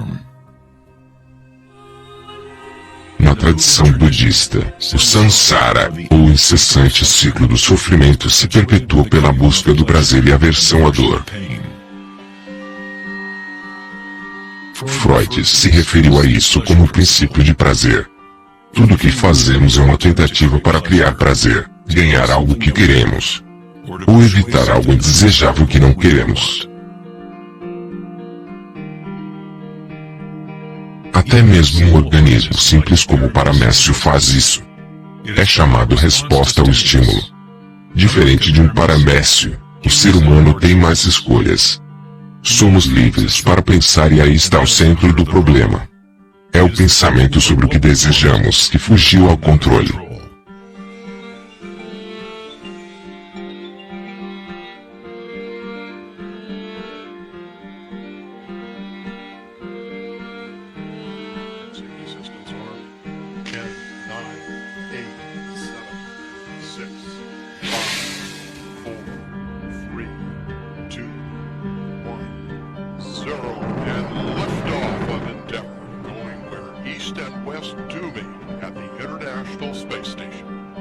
O dilema da sociedade moderna é que buscamos entender o mundo, não nos termos arcaicos da consciência interior, mas ao quantificarmos e qualificarmos o que percebemos se tratar do mundo externo, usando meios científicos e o pensamento.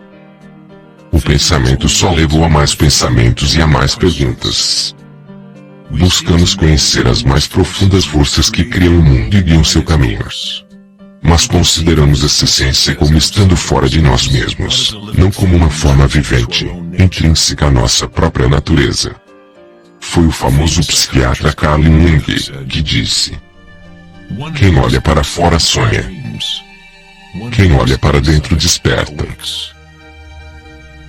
Não é errado desejar tornar-se desperto, ser feliz. O que é errado é buscar a felicidade fora quando só pode ser encontrada dentro.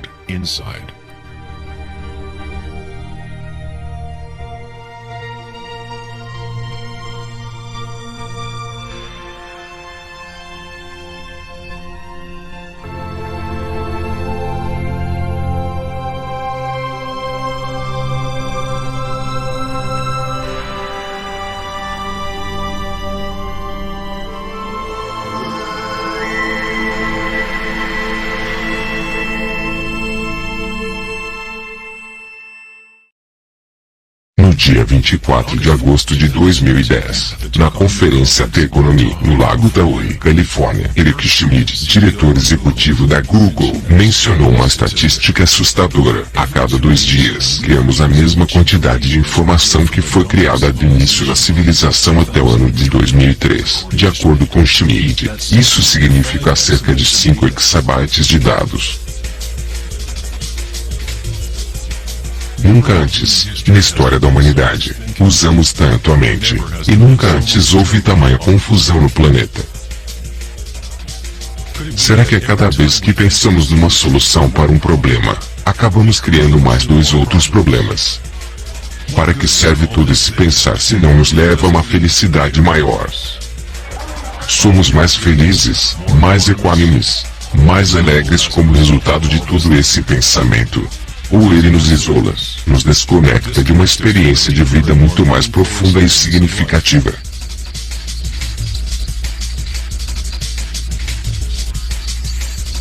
Pensar, agir e fazer precisam estar em equilíbrio com o ser. Afinal de contas, somos seres humanos, não afazeres humanos.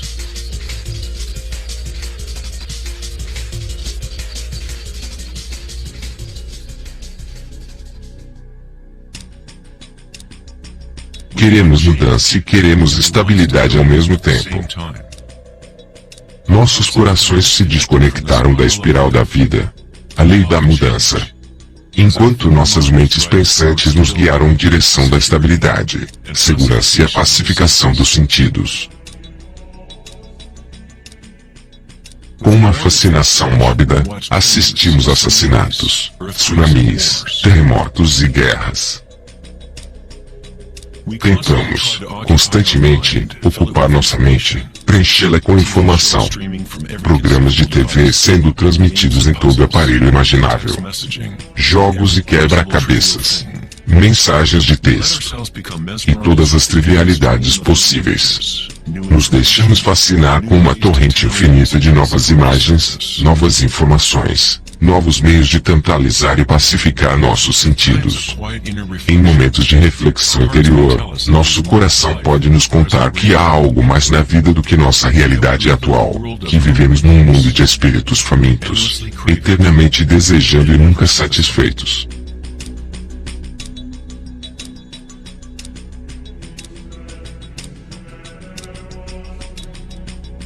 Criamos um redemoinho de dados voando ao redor do planeta para facilitar mais ainda o pensamento. Mas ideias sobre como consertar o mundo. Corrigir os problemas que só existem porque nossas mentes os criaram. O pensamento criou essa enorme bagunça em que vivemos atualmente. Travamos guerras contra doenças, contra inimigos e problemas. O paradoxo é que aquilo a que resistimos, persiste.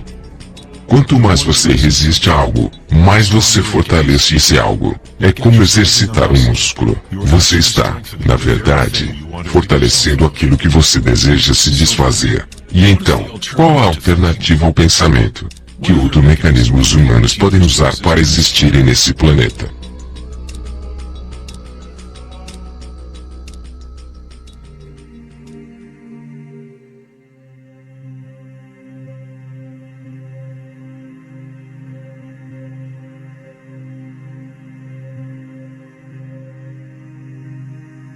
Enquanto a cultura ocidental nos últimos séculos focou-se na exploração do físico usando o pensamento e a análise, outras culturas antigas desenvolveram tecnologias igualmente sofisticadas para explorarem o espaço interior.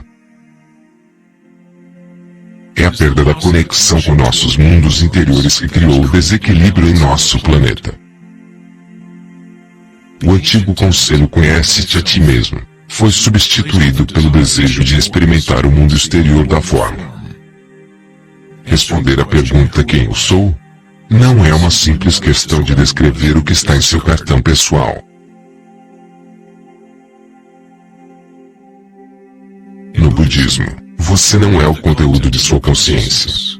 Você não é apenas uma coleção de pensamentos ou ideias, pois por trás dos pensamentos está aquele que está testemunhando os pensamentos.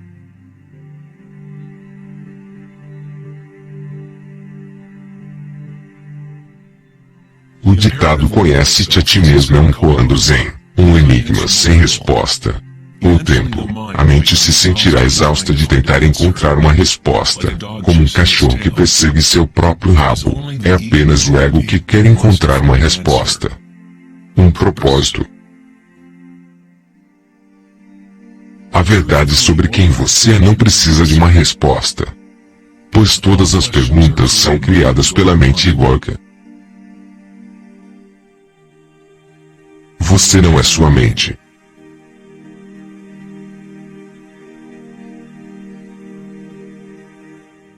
A verdade não se encontra em mais respostas, mas em menos perguntas. Como Joseph Campbell disse, não acredito que as pessoas estão buscando pelo sentido da vida, mais do que procuram a experiência de estarem vivas.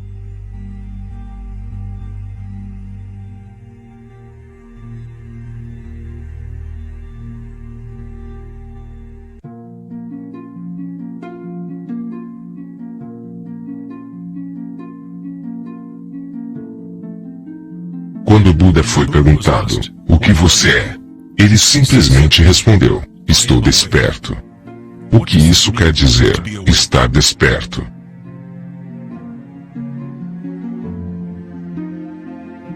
Buda não diz exatamente, pois o florescer de cada vida individual é diferente. Mas ele diz uma coisa: é o fim do sofrimento. Todas as tradições religiosas possuem um termo para o estado de estar desperto: céus, nirvana ou moksha. Uma mente calma é tudo o que você precisa para compreender a natureza do fluxo. Todo o resto acontece assim que sua mente aquietar. Nessa quietude, as energias interiores despertam e funcionam sem esforço de sua parte. Como dizem os taoístas, o Xi segue a consciência. Ao permanecermos em calma, começamos a ouvir a sabedoria das plantas e animais, os silenciosos sussurros dos sonhos e aprendemos sobre os sutis mecanismos pelos quais os sonhos se manifestam de forma material. No Tao Te Ching, esse estilo de vida é chamado de Wei, Wei. Agir, sem agir. Buda falou sobre o caminho do meio como o caminho que nos leva à iluminação. Aristóteles descreveu a razão áurea, o meio entre dois extremos, como o caminho da beleza. Sem muito esforço, mas também não tão pouco. Yin e Yang em perfeito equilíbrio.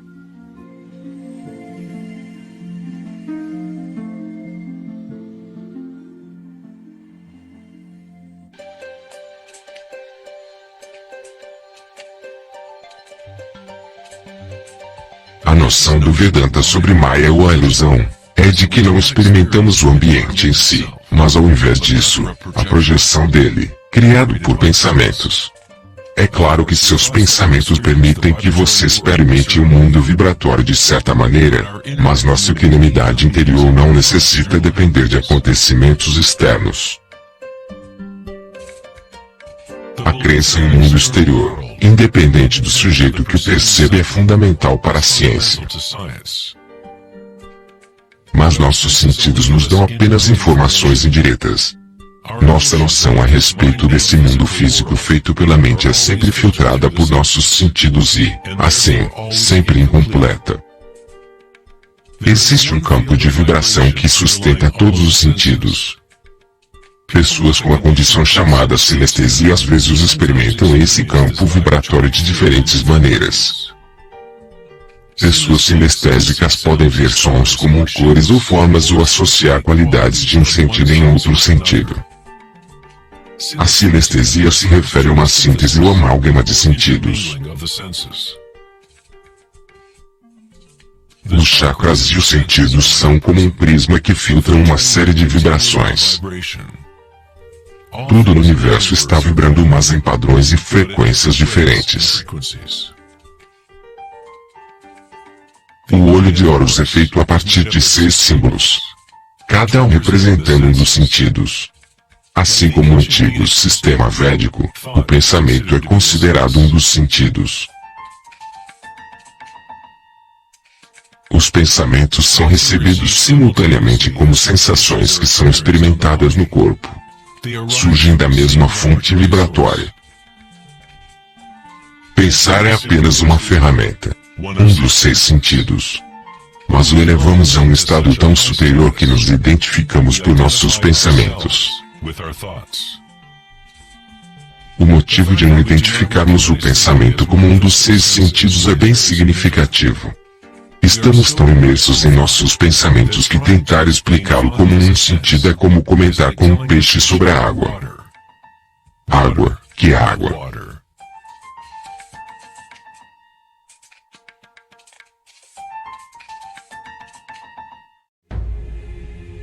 Nas Upanishads está escrito: não aquilo que o olho pode enxergar, mas aquilo pelo qual o olho pode enxergar. Tenha consciência disso para ser Brahma, o eterno, e não o que as pessoas aqui adoram. Não aquilo que o ouvido pode escutar, mas aquilo pelo qual o ouvido pode escutar. Tenha consciência disso para ser Brahma, o eterno, e não o que as pessoas aqui adoram. Não aquilo que o discurso pode iluminar, mas aquilo pelo qual o discurso pode ser iluminado. Tenha consciência disso para ser Brahma, o eterno, e não o que as pessoas aqui adoram.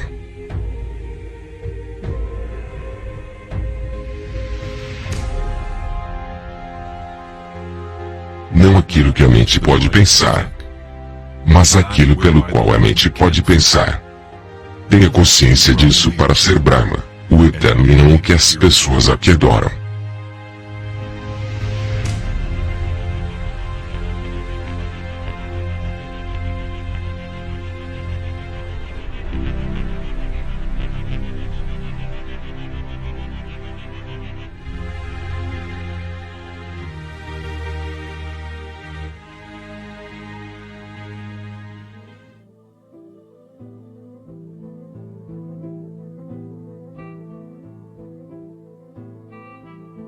Na última década, grandes avanços foram conseguidos na área de pesquisa do cérebro.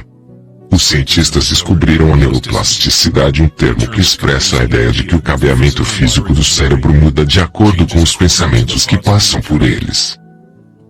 Como o psicólogo canadense Donald Hebb menciona, neurônios que acendem juntos, se conectam entre si.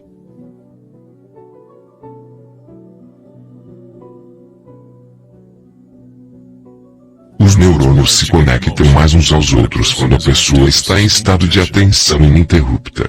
Isso quer dizer que é possível direcionar sua própria experiência subjetiva da realidade, Literalmente, se seus pensamentos são de medo, preocupação, ansiedade e negatividade, então está aumentando as conexões para mais e mais pensamentos desse tipo florescerem.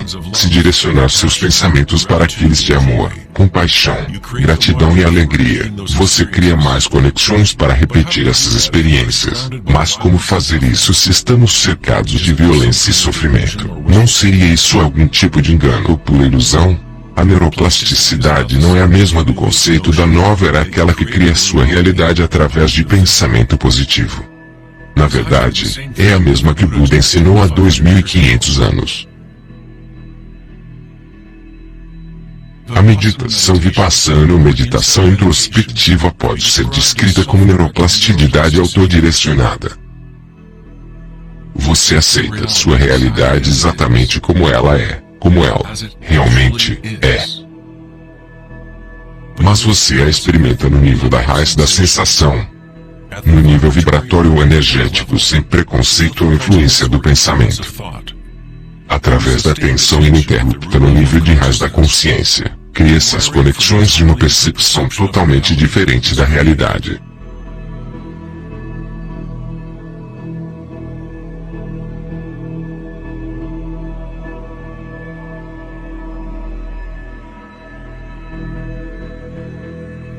Entendemos ao contrário na maioria das vezes, constantemente, permitimos ideias sobre o mundo exterior modelar nossas redes neurais.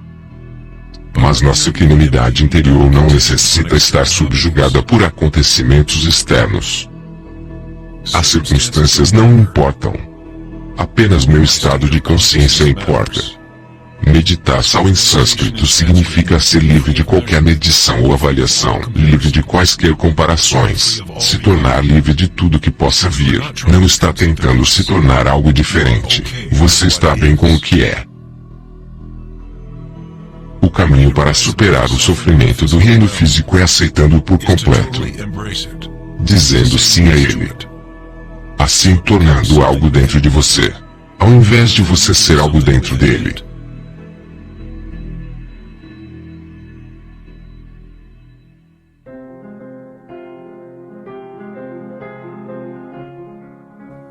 Como podemos viver de tal maneira que a consciência deixe de estar em conflito com seu conteúdo? Como alguém esvazia o próprio coração de ambições mesquinhas? Deve haver uma total revolução na consciência. Uma mudança radical na orientação do mundo externo para o interno. Não se trata de uma revolução provocada apenas pela vontade ou esforço, mas também pela total entrega. Aceitação da realidade como ela é. Apenas através do coração você pode tocar o céu. Rumi. A imagem do coração aberto de Cristo transmite de forma poderosa a ideia de que devemos estar abertos a toda dor. Devemos aceitar tudo se quisermos nos manter abertos à fonte evolutiva. Não quer dizer que você deve se tornar um masoquista, não está à procura da dor. Mas quando a dor vier, pois inevitavelmente ela vem, simplesmente aceite a realidade como ela é, ao invés de desejar uma outra realidade. Os havaianos há muito tempo acreditam que é pelo coração que aprendemos a verdade. O coração possui sua própria inteligência de maneira tão distinta quanto a do cérebro.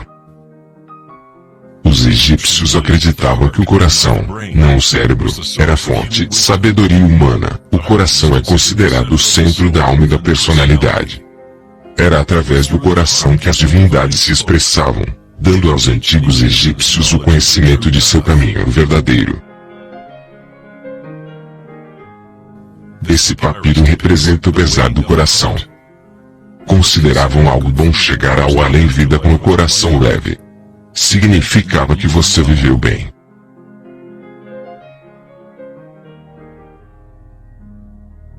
Um estágio universal ou arquétipo que a pessoa experimenta no processo de despertar do centro do coração é a experiência da energia pessoal, como sendo a energia do universo.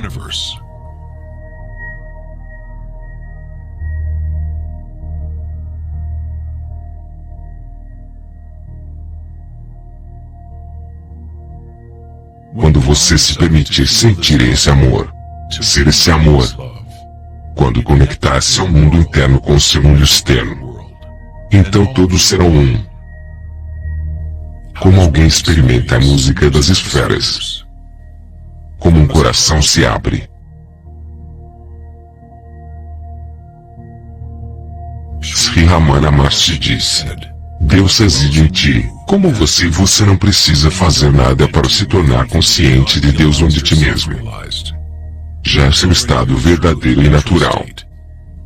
Simplesmente abandone toda a sua busca, direcione sua atenção para dentro e sacrifique sua mente ao único ser irradiando no coração de seu próprio ser. Para que essa seja sua experiência que vive no presente, o autoconhecimento é o caminho único, direto e imediato.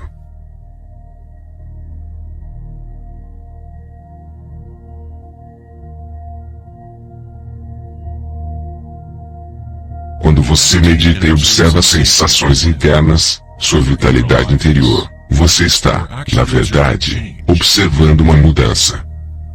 Essa força de mudança é o surgimento e a morte que ocorre quando a energia muda sua forma.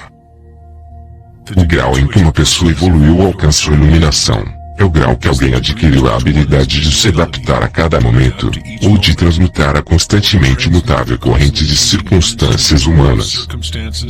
A dor e o prazer, em felicidade.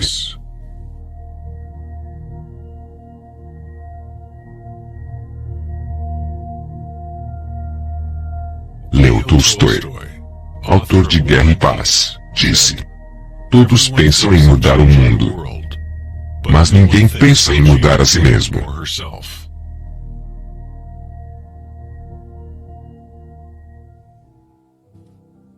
Darwin disse que a mais importante característica para a sobrevivência das espécies não é a força ou a inteligência, mas a habilidade de adaptação.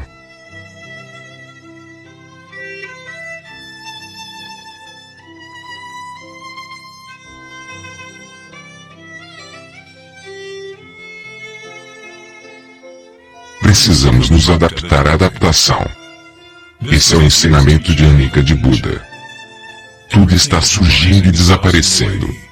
Mudando. Constantemente mudando. Sofrimento existe somente porque nos apegamos a uma forma em particular.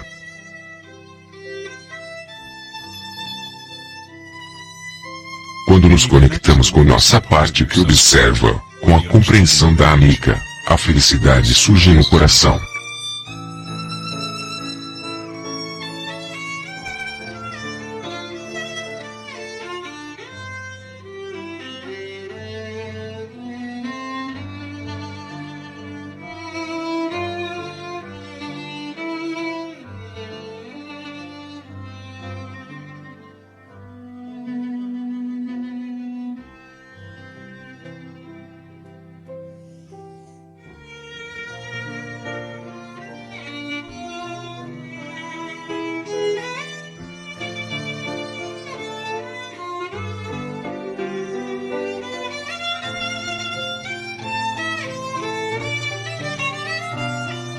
Santos, sábios e yogis através da história de maneira unânime, descrevem uma união sagrada que ocorre no coração, seja nas obras de São João da Cruz, os poemas de Rumi, ou os ensinamentos tântricos da Índia.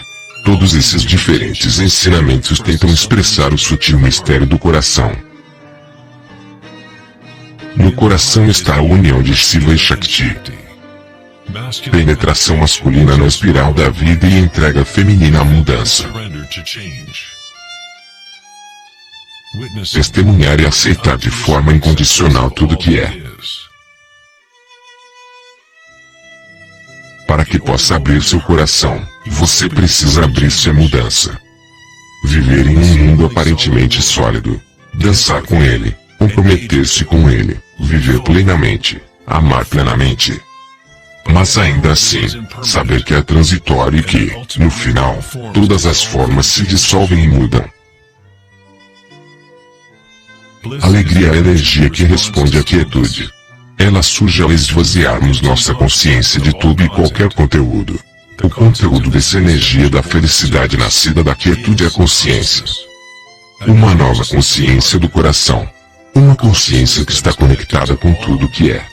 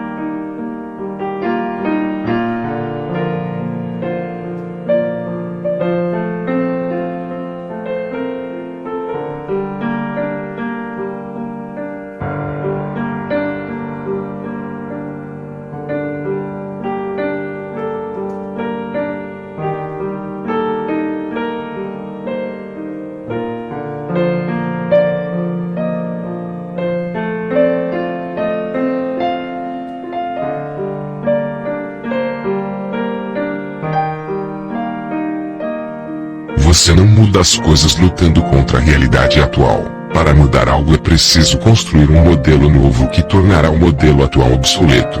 Buckminster Fuller.